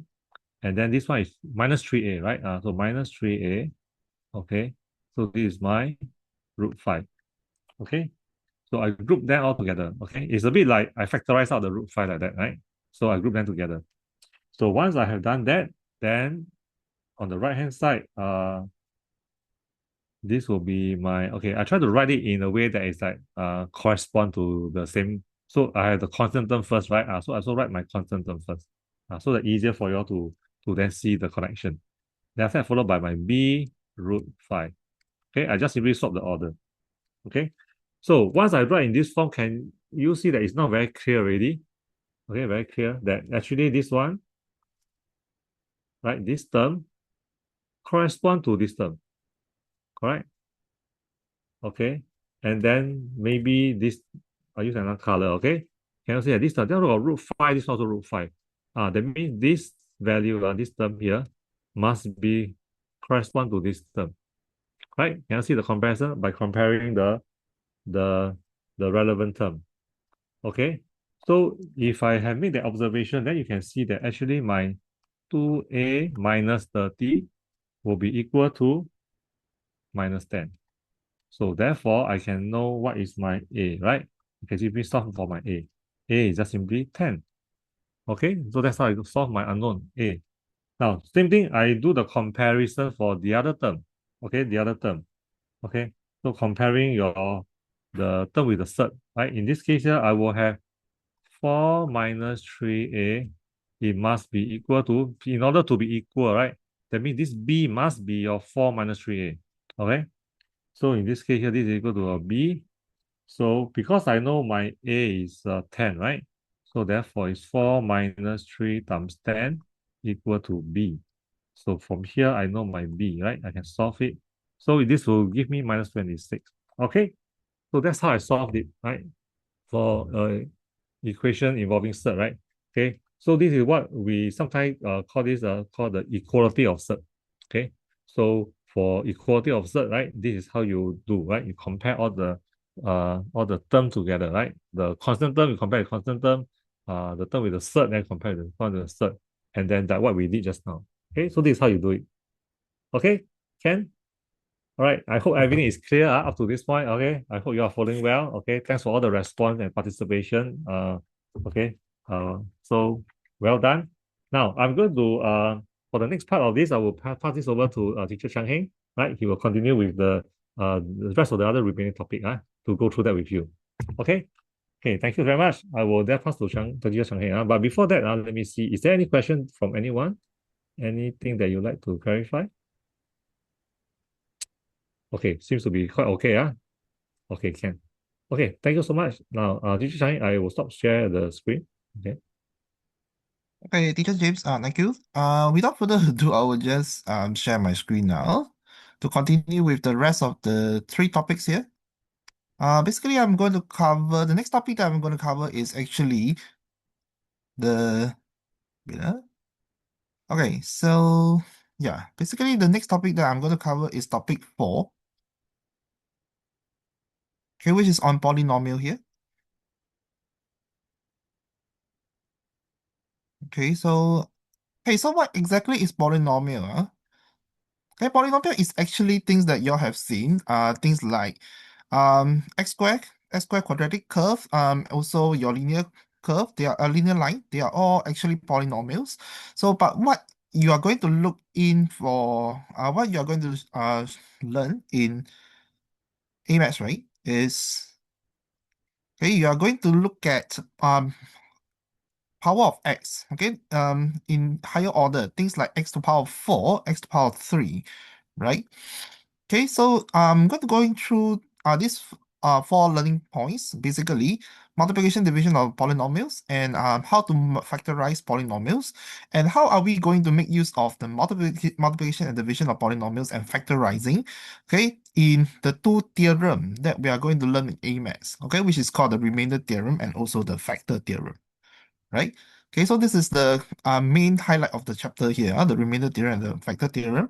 But before that, okay, so we are going to go into learning, okay, how to multiply and divide polynomials that includes power up to x cubed here. Okay, so previously in Sec 2, okay, what you have learned is expansion. Okay, I won't go through this expansion because just now teacher James already went through, right? Okay, he already went through how to expand the third form just now, the third equation. Okay, so it's the same concept that you have learned in Sec 2, right? How to expand, how to multiply here. So in terms of doing division of polynomial, I believe you guys have not been doing a lot of division in your lower sec here. So can you still recall how you guys divide a number by another number in primary school? Yeah, let's say in primary school you learn things like divide, probably things like 8,456 divided by 23. So when you have this kind of 4 digit divided by 2 digits, okay, without using calculator, so what do you all use? Can you all still recall? Okay, so remember, you all did a method, what we call the long division method, right? Can you still recall? Okay, so here we are going to use this long division method again, right? To divide the polynomial in terms of x cubed by another algebraic expression here. Okay, so for example, you look at here, the question says, divide 6x cubed minus 7x squared minus 6 by 2x minus 1. Okay, so we're going to go back to what you have learned in primary school using your long division method to find. Okay, so to find what we meant by the quotient. Can you still recall what's quotient and remainder? Okay, never mind. Let me draw out the long division first. Okay, so using the long division method, okay, so here we are going to divide our 6x cubed minus 7x squared, okay, minus 6 by 2x minus 1. Okay, I purposely leave a blank here because you do know that, okay, all polynomials should have. Okay, so by right, if you have a cubic equation x cubed, you should have an x squared term. Okay, in this case, there's no x term, but we can put it as plus 0x here. And then we have a constant term. Okay, that would be a complete cubic equation here. So when you divide by 2x minus 1, right? Okay, so how do you do your long division? So you remember, so when you have a number, right? So you need a number that multiplies to 2x minus 1 to get something 6x cubed here, correct? You want to minus away the biggest number. In terms of number, last time when we minus the biggest number. So now, because the biggest term here is the x cubed term, okay, so we want to multiply something to 2x minus 1 to get something that is in terms of 6x cubed. Okay, so what's the number that I should multiply? Okay, I should multiply by 3x squared here, right? Okay, 3x squared times 2x will give you 6x cubed. Right? And this time now, okay, there's another number for you to remember. You need to multiply also because now it's not only divided by 2x, we are actually dividing it by 2x minus 1. Okay, so this minus 1 you also need to multiply to that 3x squared here. Correct? Minus 1 times 3x squared give you minus 3x squared. Okay, here comes the a bit confusing part here. So remember, when you multiply this, you are supposed to subtract this off from the original cubic equation here. So you must minus, okay, 6x cubed away. And at the same time, you need to minus and minus 3x squared here. This is minus 3x squared. Okay, so 6x cubed minus 6x cubed give you 0. So minus 7x squared minus 3x squared. That will be minus 4x squared. Okay, because minus minus becomes plus. So this is minus 7 plus 3 becomes minus 4x squared. Okay, so if you want to continue, still remember when you move on to your next place value, right? Correct. So the next one that you are going to look at is this number here, the minus 7x squared minus 3x squared. So this term, you're going to look at this term and you're going to bring down the next term. Okay, which is in this case, it happens to be plus 0x here. Okay, so now the question is what multiplies by 2x minus 1 give you minus 4x squared, right?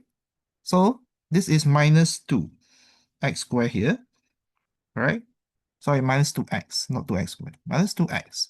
Okay, so you multiply minus 2x to 2x minus 1, it will give you minus 4x squared. Minus 2x times minus 1 give you plus 2x. Okay, so by right, you should subtract, right? Subtract this away. Okay, so this will give you minus 4x squared plus 4x squared with 0. 0x minus 2x. That will be minus 2x. Okay, so remember, because we still have a minus 6, so bring down the minus 6 here. And then minus 2x minus 6, right? So what times 2x minus 1 give you a minus 2x here? So it should be a minus 1. Okay, so remember you need to align it also, right? Okay, so align it properly to make sure that you're looking at, okay, so this one will be minus 1 times minus 2x, give you minus 2x, minus 1 times minus 1 will be 1. Okay, so we are subtracting this off, so which means we have a minus 6 minus 1, which is minus 7. And this is what we call the, okay, this one, what you have on top is what we call the quotient. And what we have here is the remainder, right? Okay, if you recall your long division, okay, if you remember that this on top, we call it the quotient, and this minus 7, we call it the remainder, right? So your quotient here is 3x squared minus 2x minus 1, and your remainder is minus 7, okay? So basically, if we want to express, okay, part 2, they ask you to express, right, this cubic equation in terms of 2x minus 1. So how does it look like? It will be 6, okay, this is part 2, right? 6x cubed minus 7x squared minus 6 equals to 2x minus 1 times your quotient, which is 3x squared minus 2x minus 1. Okay, and your remainder, minus 7. Okay, so this is how you do your factorize also. Okay, so this is actually similar to factorizing your polynomial. Okay, so if you don't believe this is the solution, you can also try expanding out this, and you notice that once you expand this, you'll get back the same original equation here. Okay. Okay, so moving on to the next part where we talk about factorize. Okay, so actually what you see earlier, earlier example, okay, so we are actually rewriting a cubic equations into its quotient and remainder, right? Okay, so in a way, we are also doing kind of like a factorization. Okay, if you can see that, right? Because we are actually factorizing out the common, just not in the example, we take out the 2x plus 1. Okay, we factor out that factors from the cubic equation. Okay, so okay, this 4.2 here, okay, so I'm going to focus on how we can do factorizing, okay, of a cubic equation. Okay, so far you have learned how to factorize quadratic. So in A math, okay, you'll be learning how to factorize cubic equations here. Okay, so this is what you have learned in Sec 2, right? Okay, when you look at this, you have common factors, right? So when you have common factors, you will take out common factors and then leave whatever's inside the bracket. Here, okay, the next part here, you have a minus 5 also, minus 5, right? So you have a common factor, minus 5. And then once you have another common factors, after you factorize once, you see that, okay, you still have common factor of a plus b, right? So you need to factorize this a plus b again, so that this is completely factorizing, okay, your algebraic expression here, right? Okay, so likewise for the second example, okay, so this one you can read it up yourself. Okay, so basically this is what we are going to do in factorizing. Okay, this is factorizing quadratic. So now we are going to move on to learn how to factorize cubic equations here. Okay, so we have an example. Look at this example here. It says that 2x cubed plus x squared minus 18x minus 9. Okay, which is equals to, okay, they already help you factor into 3 factors here. Okay, you know that quadratic equations, there's 2 factors. Cubic equation, there will be 3 factors. Okay, so here, this question already tell you there's 3 factors, but they didn't tell you, okay, exactly what are the numbers of the factors because they give you 2 unknowns here, A and B. Okay, so you are supposed to factorize this and find the value of A and B here. So how do we find the value of A and B? Okay, this is something that we actually went, we have, our teacher James has actually went through just now. It's quite similar, right, to the one that you see for 3.3, right, solving the equations involving sets here. Okay, so what we are going to adopt here is to compare the coefficient here, right? Okay, so if you look at this, we have this expression here, 2x cubed plus x squared minus 18x minus 9. Okay, so what will give me an x cubed term here? what are the things that will multiply and give you an x cubed term here? Okay, you can look at here. So basically, in order to get x cubed term, the only way is to multiply ax, x, and x. Okay, so ax times x times x. This will give me the coefficient of 2x cubed here. Okay, because there are no other x term already. The rest are actually constant. 1 is a constant, b is also a constant, is a number, minus 3 is also a number, right? So the only way that I can get the x cubed term is, okay, I can compare the coefficient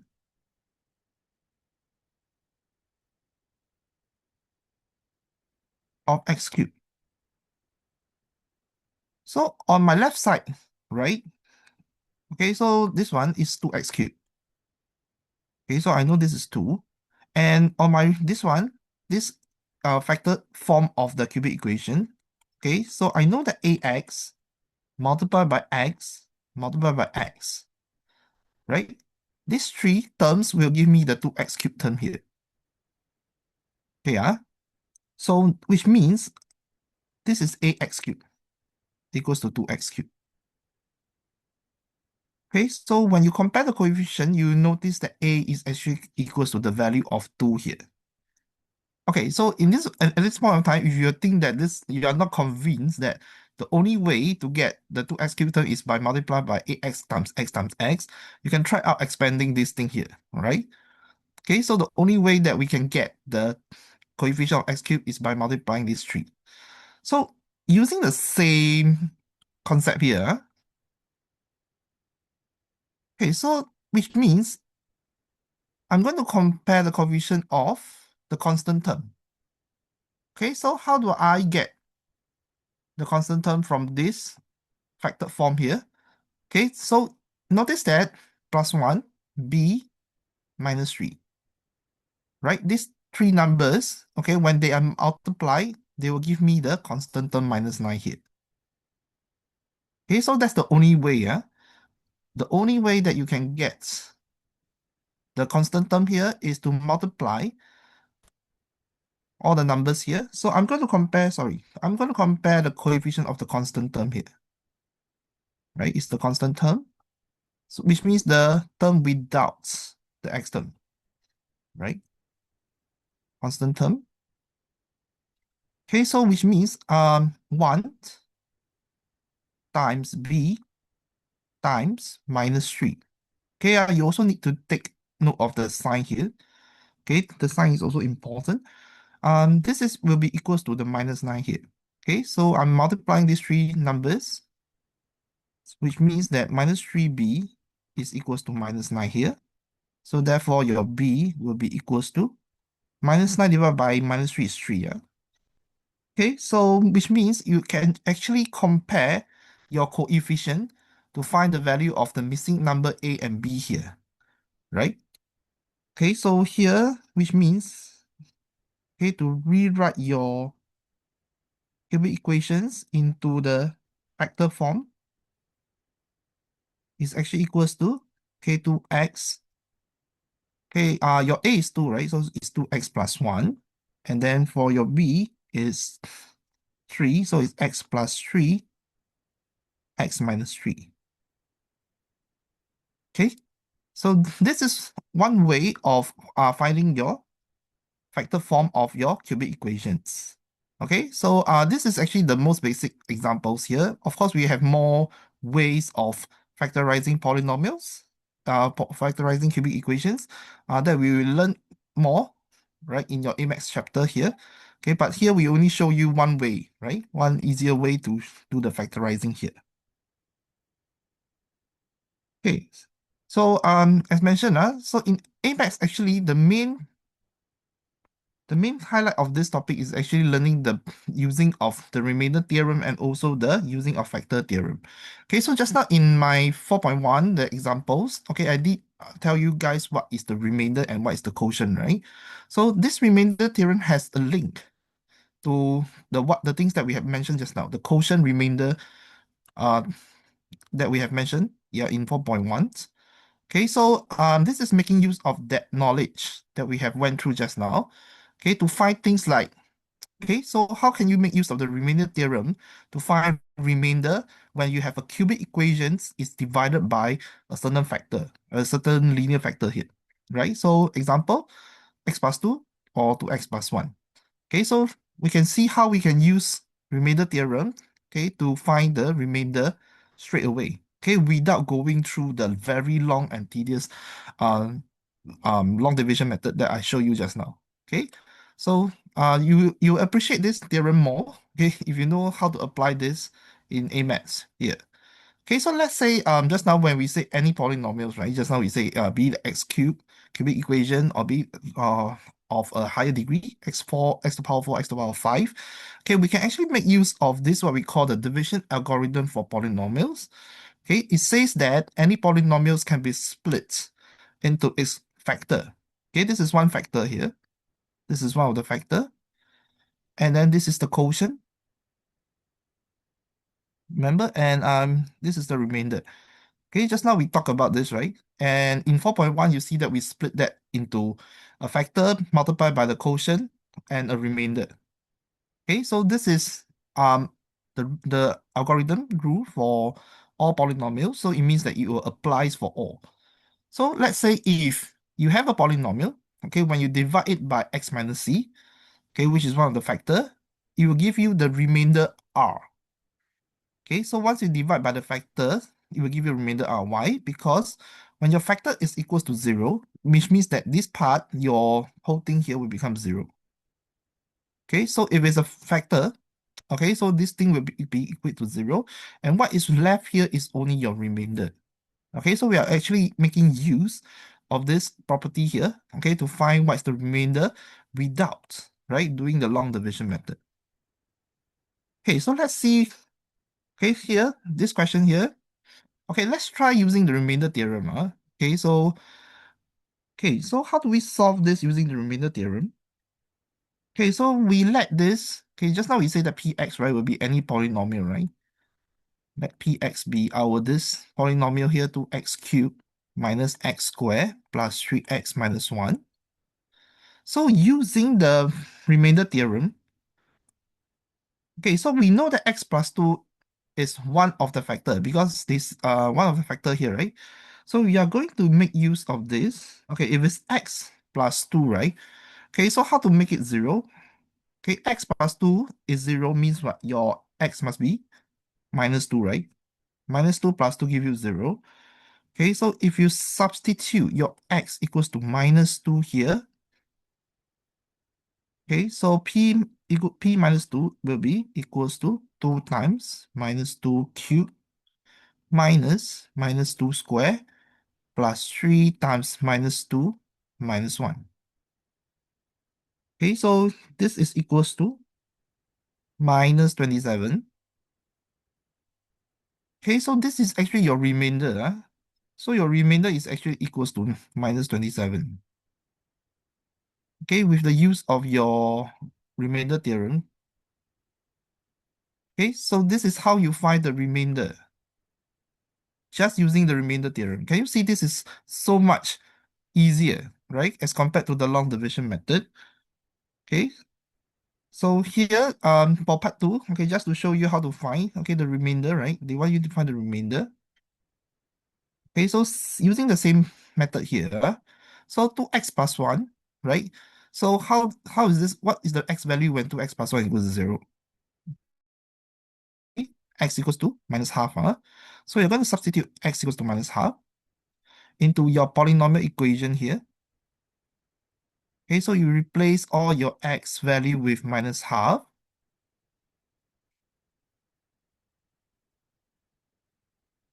Okay, to find that your remainder is actually equals to negative 3. Okay, so basically using remainder theorem, okay, this is the working.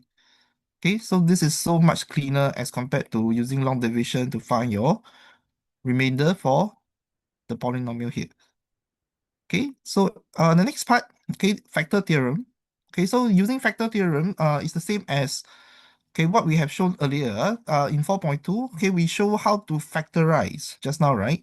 Okay, and the example that we showed earlier actually is a quite simplified version of how you can do factorize here.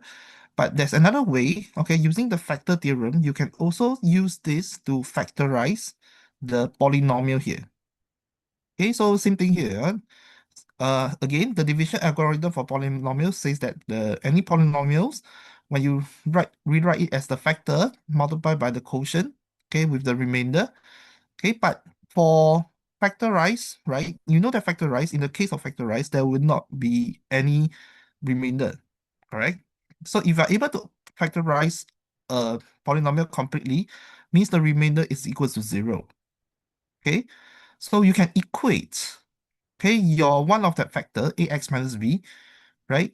Okay, use this ax minus b when it's equates to zero, right? The x value will be equals to b over a, right? So when you substitute x equals to b over a into your polynomial, you should get, okay, 0 as your answer here.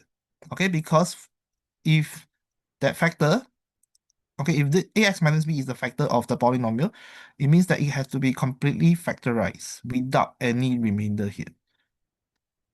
Okay, so let's look at one example on how you can try to factorize this polynomial here. Okay, they say that this expression here, 2x cubed plus ax squared plus bx plus 6, right, is exactly divisible. So means what? Means it can be split into three factors here with no remainder, correct?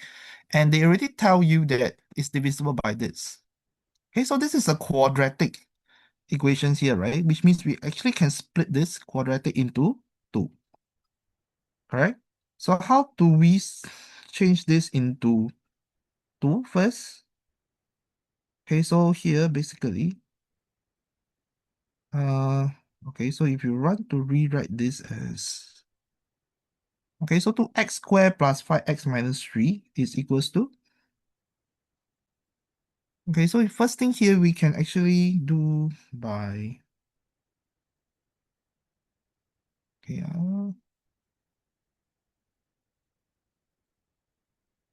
okay,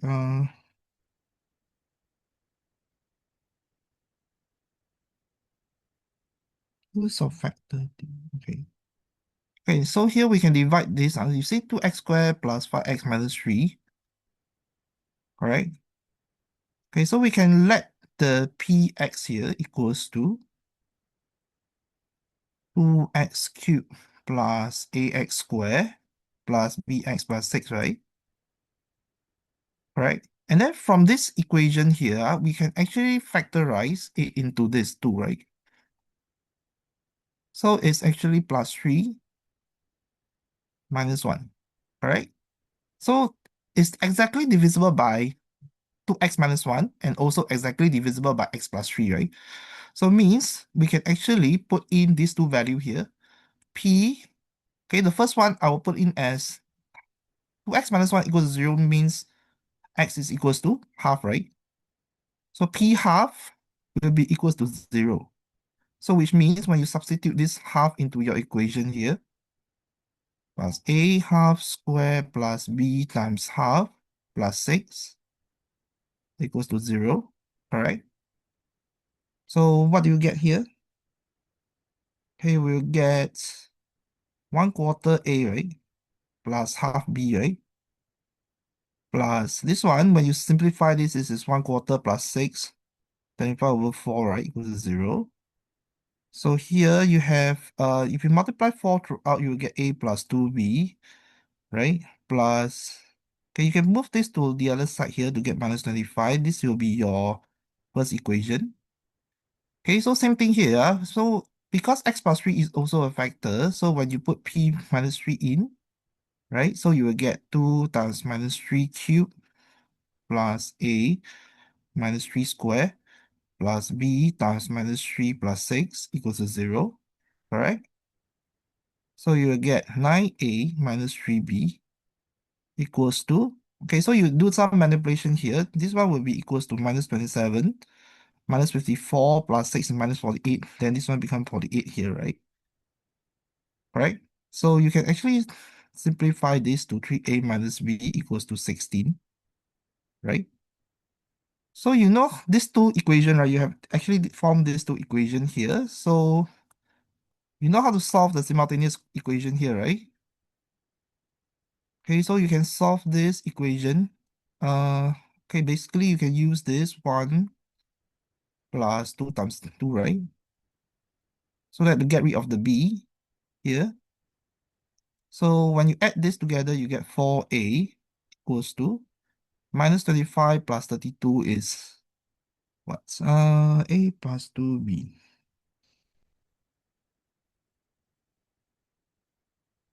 Okay, so here, when you solve this, right, 3a minus 2b, 42. Okay, so here, is it correct? This is- Hmm. Okay, so when you solve it here,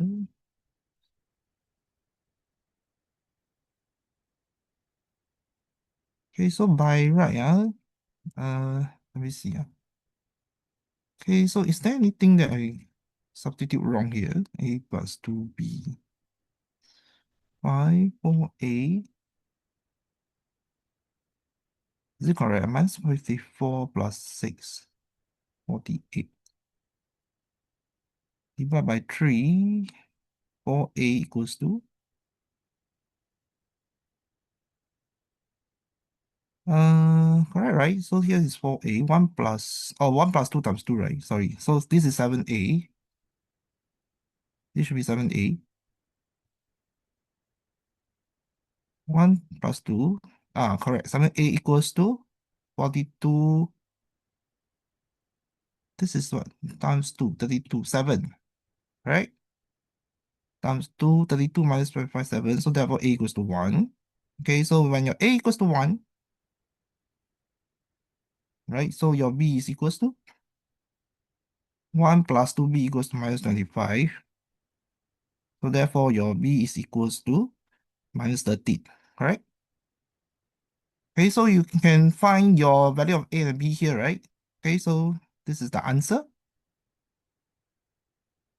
right?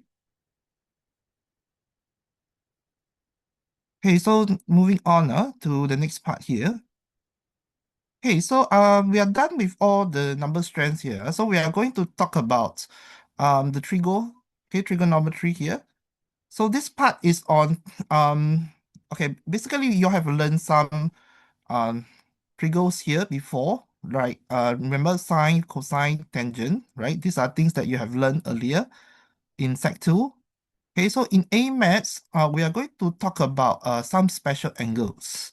Okay, what do you mean by special angles here is things like 30 degrees, things like 60 degrees, 75 degrees, or even 0 or 90 degrees. Okay, so these numbers, they actually have a specific values.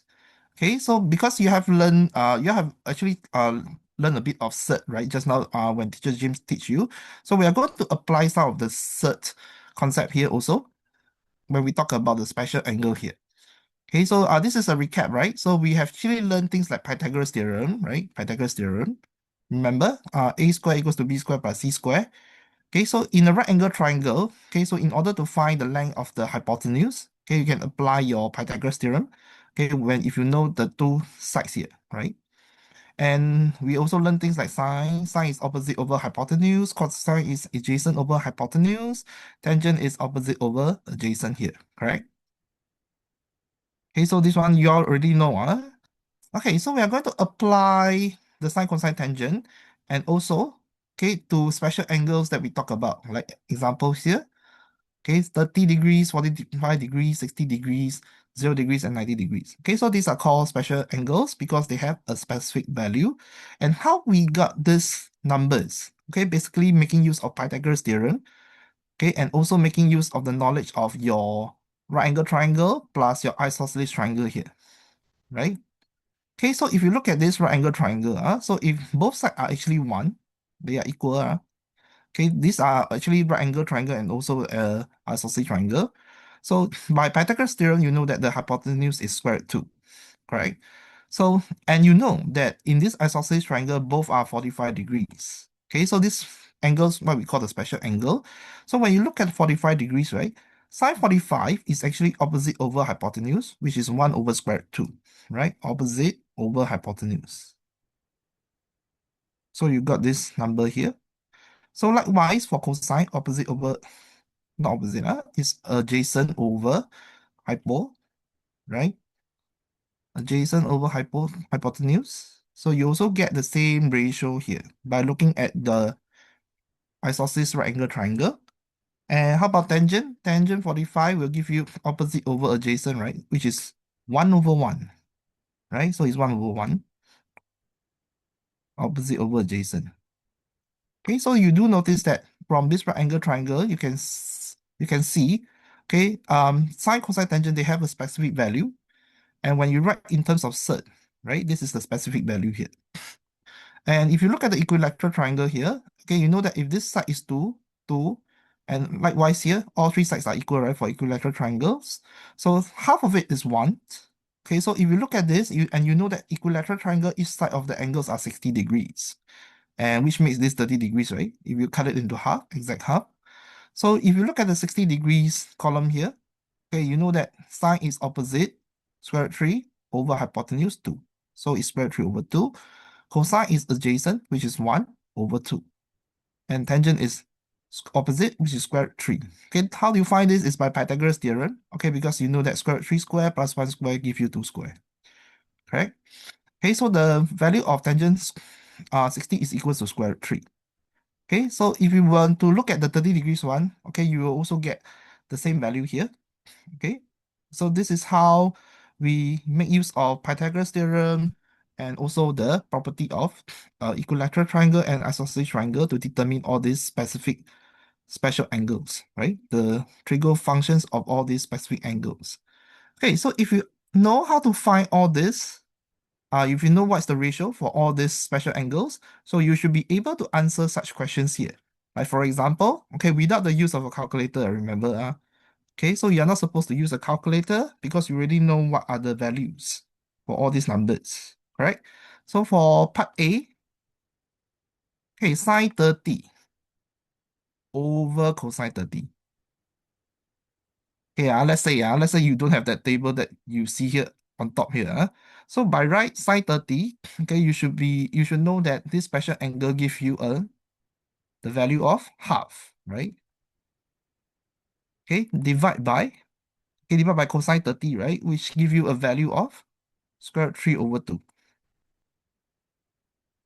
Okay, so here, half divided by square root 3 over 2 will be, okay, you know that you have to flip, right? When you divide something, you have to flip. Okay, so this will give you the answer 1 over square root 3. And what do you notice about this 1 over square root 3? Can you see it's the same value as your tangent? Okay, so which means cosine sine 30 over cosine 30 is the same as tangent 30. Okay, right? So sine 30 over cosine 30 is the same as tangent 30. Okay, so this is something that you can observe from this question here. Okay, so next one, let's try on this question here. 4 sine 30 degrees minus tangent 60 degrees. Okay, so 4 times. Okay, sine 30 you can search. Okay, because for the purpose of this webinar, okay, I believe you guys have not memorized the special angles yet here. So you can refer to this table. Sine 30 is actually half, right? Minus tangent 60 is equals to square root 3, right? Okay, so this will give you 2 minus square root 3. Okay, for in A maths, right? So it's okay for you to leave your answer in search form. So this will be the final answer for the question here. Okay, I'll move on to the next part, 5.2. Okay, so so far, okay, we have actually learned sine, cosine, tangent. Okay, actually in A maths, okay, we are going to introduce to you guys another 3 more different types of function. Okay, what we call the uh cosecant, secant, and cotangent. Okay, so basically in sec 2, okay, we actually learn things like, okay, when we have sine of this, let's say this angle here, Okay, remember we know that it's opposite, okay, x over 11, right? Okay, so we know this kind of relationship. Okay, we know this trigo function relationship here. So we are able to find unknown sides, right? We can find unknown sides using this trigo function here. Okay, so how can we apply to these three new functions that I mentioned? Okay, I mentioned that, right? Secant, cosecant, and cotangent. So what are these three? Okay, so in short, okay, cosecant you can put it as COSEC, secant you can put it as SEC, cotangent you can put it in short form as cotangent. But what exactly are these three functions? Okay, they are actually not something that is very hard. Huh? Basically, they are actually the reciprocal of the sine, cosine, tangent that function that you have learned so far. Okay, cosecant theta is actually 1 over sine theta. Secant theta is actually 1 over cosine theta. Cotangent theta is actually 1 over tangent theta. Okay, so these are the three new functions, okay, that you will be exposed to when you learn A maths. Okay, so questions that they will test you will be something like this. Okay, they will ask things like, given cosine 55 equals to a certain value A here, okay, so can you express cotangent and your cosecant? Okay, these two new functions in terms of A. Okay, so as you have seen earlier, okay, just now, in what you have learned in your Sec 2, okay, you should be able to find, right, given any trigo functions, any angles here, okay, and they give you the ratio. A means what? Okay, as you know that every time we talk about ratio, is something over something, right? It's either, for cosine case, is adjacent over hypotenuse. Okay, so it's a fraction. So A, you can actually rewrite it as A over 1, right? In terms of fraction. Okay, so you know that A will be your adjacent side, right? And then your 1 will be your hypotenuse. Correct? So if you want to find the rest of the function, let's say for sine 55 in terms of A and tangent 55 in terms of A, okay, so how do you find? Okay, the reason why we are going to find this is because cotangent is linked to tangent. So you need to know what's tangent 55, correct? And cosecant is linked to sine 55. Okay, so making use of this cosine 55 equals to A, I want to find what is sine 55 and tangent 55. Okay, so you need to draw your triangle, your right angle triangle. Okay, let's say this is A, and you know that you're adjacent because cosine 55, right? Sorry, this is supposed to be 55 degrees. Okay, so you know that cosine 55 is adjacent, which is A. Hypotenuse is 1. Okay, so you know that you can actually find the length of this by using Pythagoras theorem, right? Okay, let's say this is, okay, let's say this is A, this is B, this is, okay, so if you want to find the length of AB here, okay, that would be using your Pythagoras theorem. Your, this one hypotenuse is 1 square minus away A square here, right? So your length of AB is actually 1 minus A square. Okay, so which means, okay, so you're able to find your sine 55 in terms of A. Sine 55 is actually opposite, right? Which is AB over hypotenuse. So it's 1 minus A square over 1, which is 1 minus A square, correct? And your tangent 55 is equals to, uh, tangent 55 is opposite, which is your square root 1 minus A square, over your adjacent side, which is A. Okay, so now you know your sine 55 and your tangent 55. So this is where you can link your cotangent. Okay, so what's cotangent? Cotangent is 1 over tangent 55. Okay, so if cotangent is 1 over tangent 55, so in terms of A is 1 over this whole thing here, right? So this is square root 1 minus, okay. So, okay, this is very complicated. So instead of writing this, okay, I'll choose to write it as 1 divided by this one, square root 1 minus A square over A. Okay, so you know that you can flip this. Okay, when you change divide to minus to multiplication, you can flip this. So this will be equals to A over square root 1 minus A square. Okay, so for part B, to find what is cosecant. Cosecant 55 degrees. Okay, cosecant is actually 1 over sine 55. Okay, so 1 over sine 55 is this square root 1 minus a squared, right?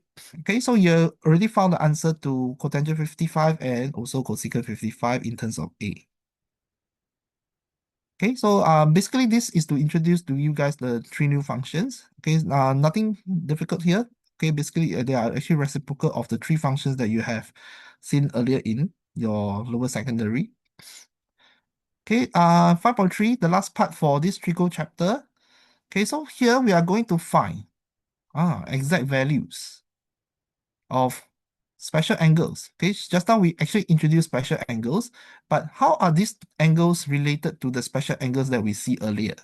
Okay, so in this part, we are going to tell you that 210 and 135, they are all linked to the special angles that you have seen earlier.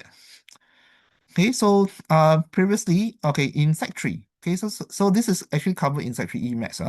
So by right, you are supposed to know what is obtuse angle. Okay, obtuse angles are angles that are more than 90 degrees but less than 180 degrees, right? So in terms of using sine, cosine, tangent for all these three, for all the obtuse angle here, basically, here, this is the formula here. Okay, so if you want to find your obtuse angle, okay, so you are actually using this, let's say, for example, sine 53, sorry, let's say cosine 128, this is an obtuse angle, right? Correct? Cosine 128, so if this is 128 degrees, okay, it is the same as finding cosine. This is what? This is 52 degrees. So we are saying that if you want to find cosine 128 degrees, it's the same as minus cosine 52 degrees.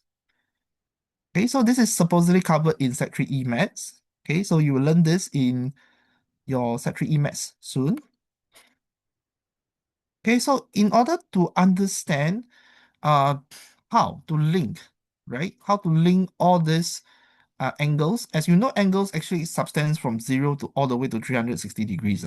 Okay, so it's not only from 0 to 90 degrees. Okay, so angles subtends from 0 to 360 degrees. So when we want to find angles, the sine, cosine, tangent function of angle that is more than 90 degrees. Okay, so this is how we are going to find.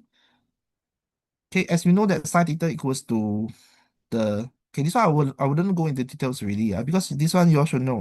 By right, you should know that sine is actually opposite over the hypotenuse. This one adjacent upon hypotenuse, right? And likewise for tangent is opposite over adjacent. Okay, so what is new here in A maths is we are going to see that, okay, there are actually relationship between what we meant by the basic angles. Okay, so basic angles are angles that are in the first quadrant. Okay, the first quadrant is where? This is the first quadrant. This is the second quadrant. This is the third quadrant. And this is the fourth quadrant. Okay, so basic angles are angles that are actually from 0 to 90 degrees. Any acute angles. Okay, which is something that you all have already learned, right? You all know how to find the sine, cosine, tangent of all the acute angles in the first quadrant. And they are all positive value here. Okay, but what happens, okay, if you extend the angles to obtuse angle, which is in the second quadrant, okay, here, for example, if there's an angle here in the second quadrant, okay, so here, when you apply your sine, cosine, tangent, okay, only sine is positive in this region. Okay, when you apply cosine tangent, you will have to add a negative sign. Okay, as you can see, here, because it says that the x value is a negative value, tangent is a negative x value. Okay, because we are actually extending into this part of the negative value of the x region here. Okay, the negative x. This part is negative x here. Okay, so when you are doing cosine and tangent, okay, it becomes negative value here. Only sine is positive in the second quadrant. Okay, so if you apply this knowledge to your third and fourth quadrant, okay, so only tangent function here in the third quadrant will be positive. And for cosine, okay, any cosine angles that is in the fourth quadrant will be positive. Okay, so this is how we match. And this is what we call the ASTC here.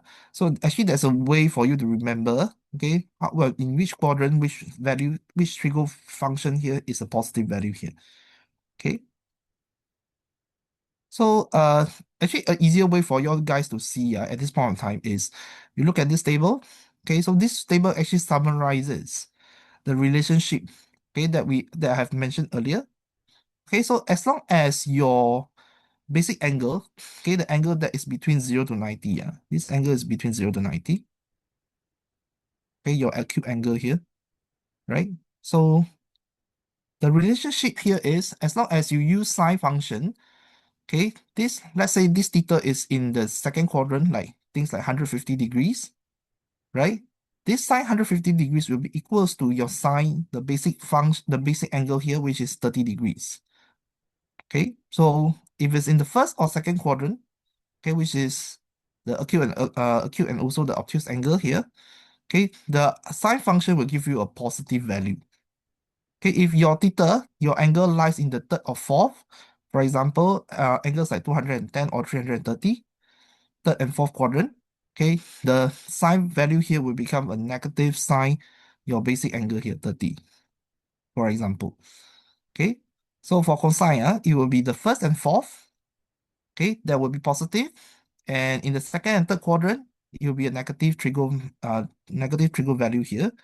For tangent, it will be first and third, and then second and fourth, it will be negative. Okay, so if you have this table here as a reference, okay, so we can actually try to find, okay, the values of all this here.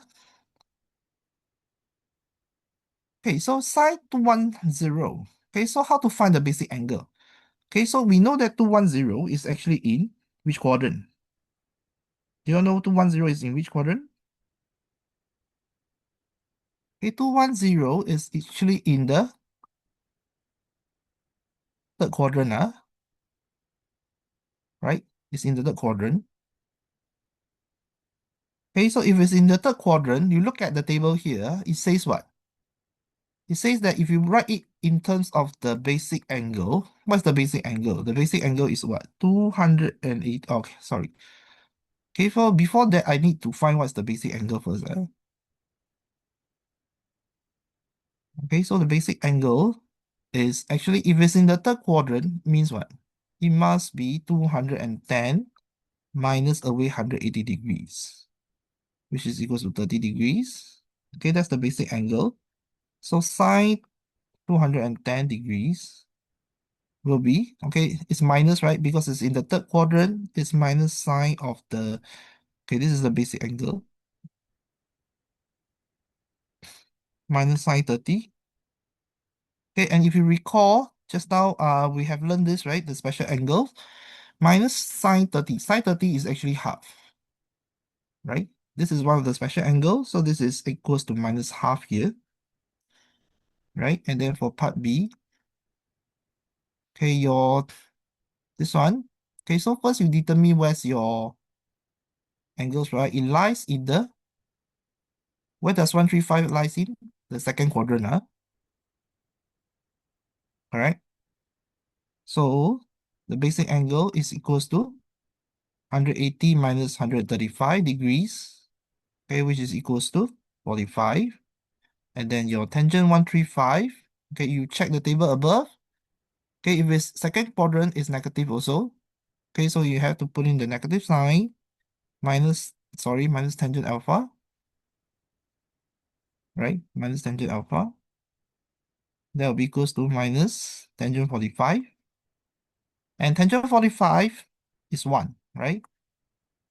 Okay, this is also one of the special identity. So if you try out part C, 300 is in the fourth quadrant this time. All right. So cosine 300 is equals to your cosine 60 degrees. Okay, cosine 60 is equals to, this is, cosine 60 is the same as sine 30, so it's half, right? And then the last part, the 240 lies in this one is the third quadrant, right? So your tangent 240 is equals to your 60, right? Tangent 60. Third quadrant, check, third quadrant, is it? Oh, third quadrant is positive, right? So tangent 60. Okay, so this is equals to 1 over root 3, right? Okay, so this will be your, this is how you solve for the trigo functions here. Okay, so okay, we're running short of time, so I will move on to the last topic here. So which is on the coordinate geometry Teacher here. Chang, Yes. yeah, I think for tangent 60, right? Oh, yes. It should be root 3. Oh, okay, can. So tangent 60 is root 3. Okay. Okay, sorry about that. Thanks, Teacher James, for pointing out. Okay, so moving on to the last part. So in coordinate geometry, okay, in Sec 2, okay, we have learned things like plotting the graph, okay, plotting the coordinates, drawing lines, right, and drawing curves also, right? And for lines, okay, we have actually learned how to find the gradient also, gradient of straight line. Okay, so in A maths, we are going to extend the knowledge, okay, here to find the gradient of the line parallel to another line, okay, and also to find the midpoint of a line segment.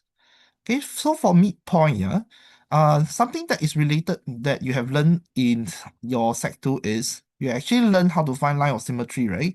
Because you know that quadratic graph, they are symmetrical, correct?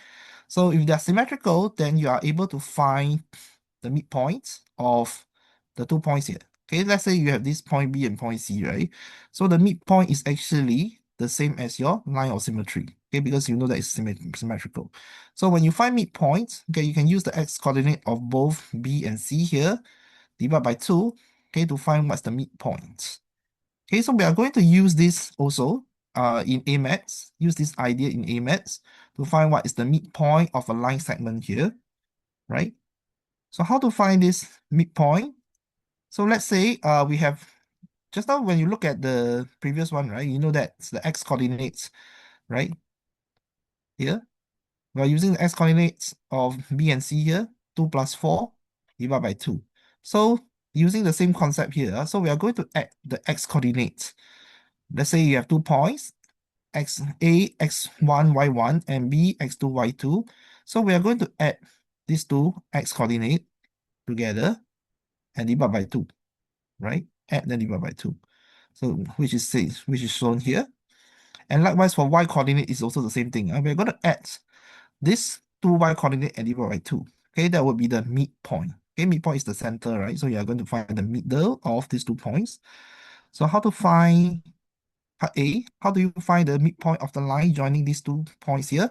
5, 2, and minus 1, 4. It's very simple, right? So the midpoint is simply just, okay, the midpoint will be using the formula 5 plus minus 1 divided by 2, comma, and then your 2 plus 4 divided by 2, right? So that will be your midpoint. So the answer will be 5 plus minus 1 is 4 over 2, which is 2, right? 4 divided by 2 is 2. And then 2 plus 4 is 6, divided by 2 is 3, correct? So the midpoint here is 2, 3. Okay? So part B, given that M is minus 3 minus 1, which is the midpoint of the line joining 0, 3 and AB. Okay, this time around they never tell you the coordinate of Y, but they tell you the midpoint. Okay, so how can we apply the midpoint formula here? Okay, so you know that your M,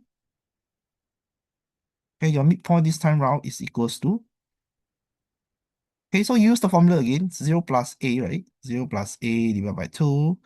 Here, this is 3 plus b divided by 2, right?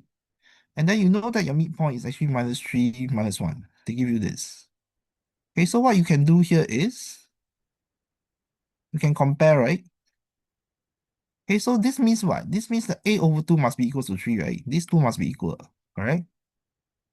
So you can compare this, a over 2 equals to minus 3, which means your a is equals to minus 6, right? And likewise, you can also do the same comparison for the y coordinates. 3 plus b over 2 equals to minus 1. So therefore, your b will be equals to minus 5, right? Okay, so the coordinates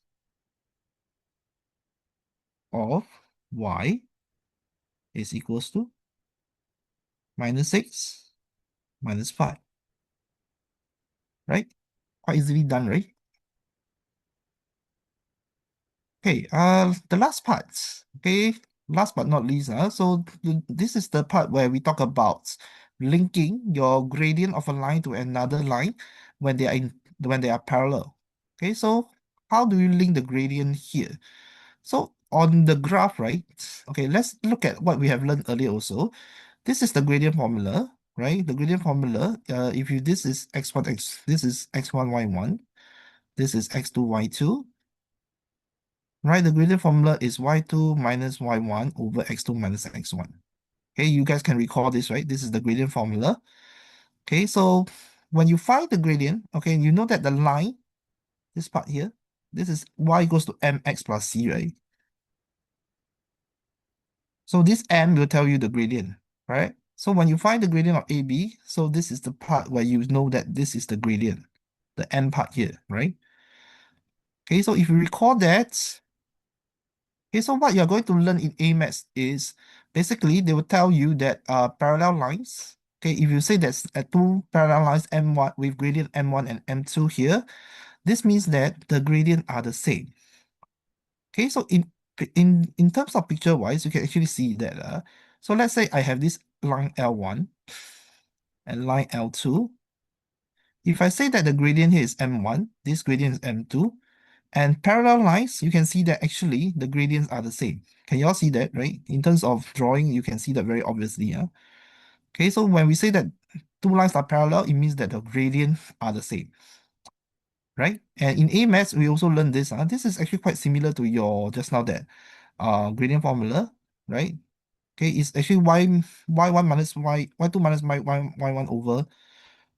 If you look at just now your that equation that you've learned in your lower sec. Okay, this formula is actually similar to what we are having here in A maths here. But basically, if you want to replace one of the coordinate as the unknown value y here, the variable y here, and x here. Okay, so it's quite similar. Okay, so this is how we define to find the equation of line in A maths here. Okay, so let's try one question here. Okay, I think the question is not here. Okay, so I write the question here is, I write out the question. Okay, the equation of the line 1 is here. Okay, let's say the equation of line 1 is given by this. Y equals to minus 3x minus 5. So find the equation.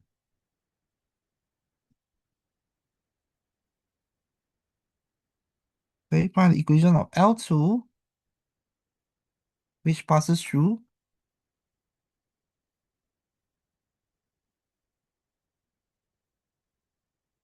this minus 1, 2, and is parallel to line L1. Okay, parallel to line L1. Okay, so how are we going to find this? Okay, basically, simply, right, when you know that that's a line, y equals to minus 3x here, this minus 3, as mentioned right earlier, this will tell you what is the m, which is the gradient. Correct? So if you have a line L2 that is parallel to L1, So what is the gradient? Can you tell me what is the gradient? If line 2 is parallel to line L1 and line L1 is this equation, do you all know what is the gradient for L2? Can you type in the chat? What is the gradient of line L2?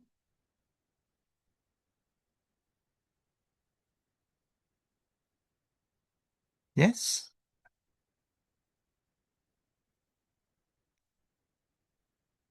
Okay, the gradient is what?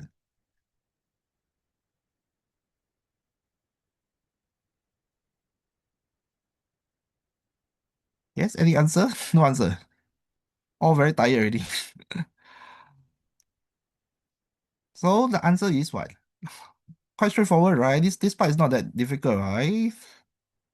So if we say that, okay, is gradient is -3, is that so?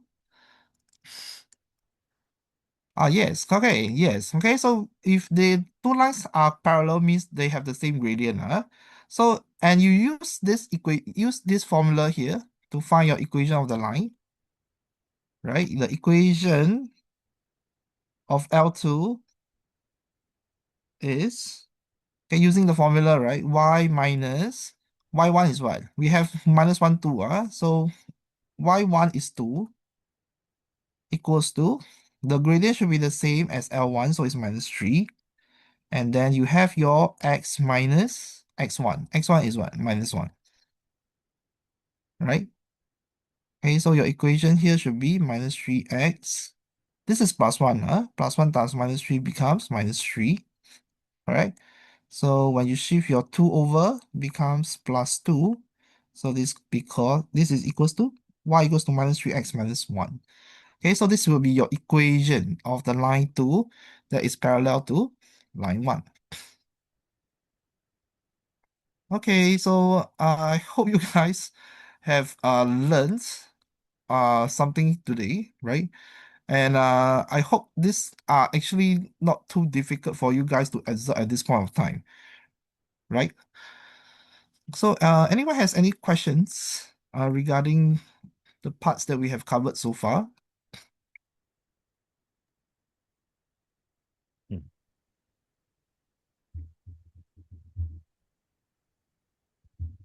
Okay, I think yeah, thank you, teacher Chang Heng. Yeah, and also thank you to all students. Okay, thanks for joining us and staying with us over this 2.5 hours. Now, I hope the session has been helpful to you, beneficial for you, in helping you to better appreciate some of the AMAth topic that actually we have covered, and also how it actually link to the previous concept that you have learned. So at least you can now find that actually AMAC is actually can be quite manageable, right? So long as you see the connection and how to make use of what you have learned previously and you further expand on it based on some of the technique that we covered, then actually you can find it quite manageable. Okay, so thank you very much, everyone. And do look out for our future session. There'll be a lot more other helpful session that we'll be organizing in the coming months. So do keep a lookout, and of course, feel free to also share this and let your friends know as well, right? So if some good friend, you all can buddy up and then join us for our future session. Okay. So thank you very much, everyone. Okay, thanks for taking the time. And if there's no further question, then we will see you again, in our future session. Okay.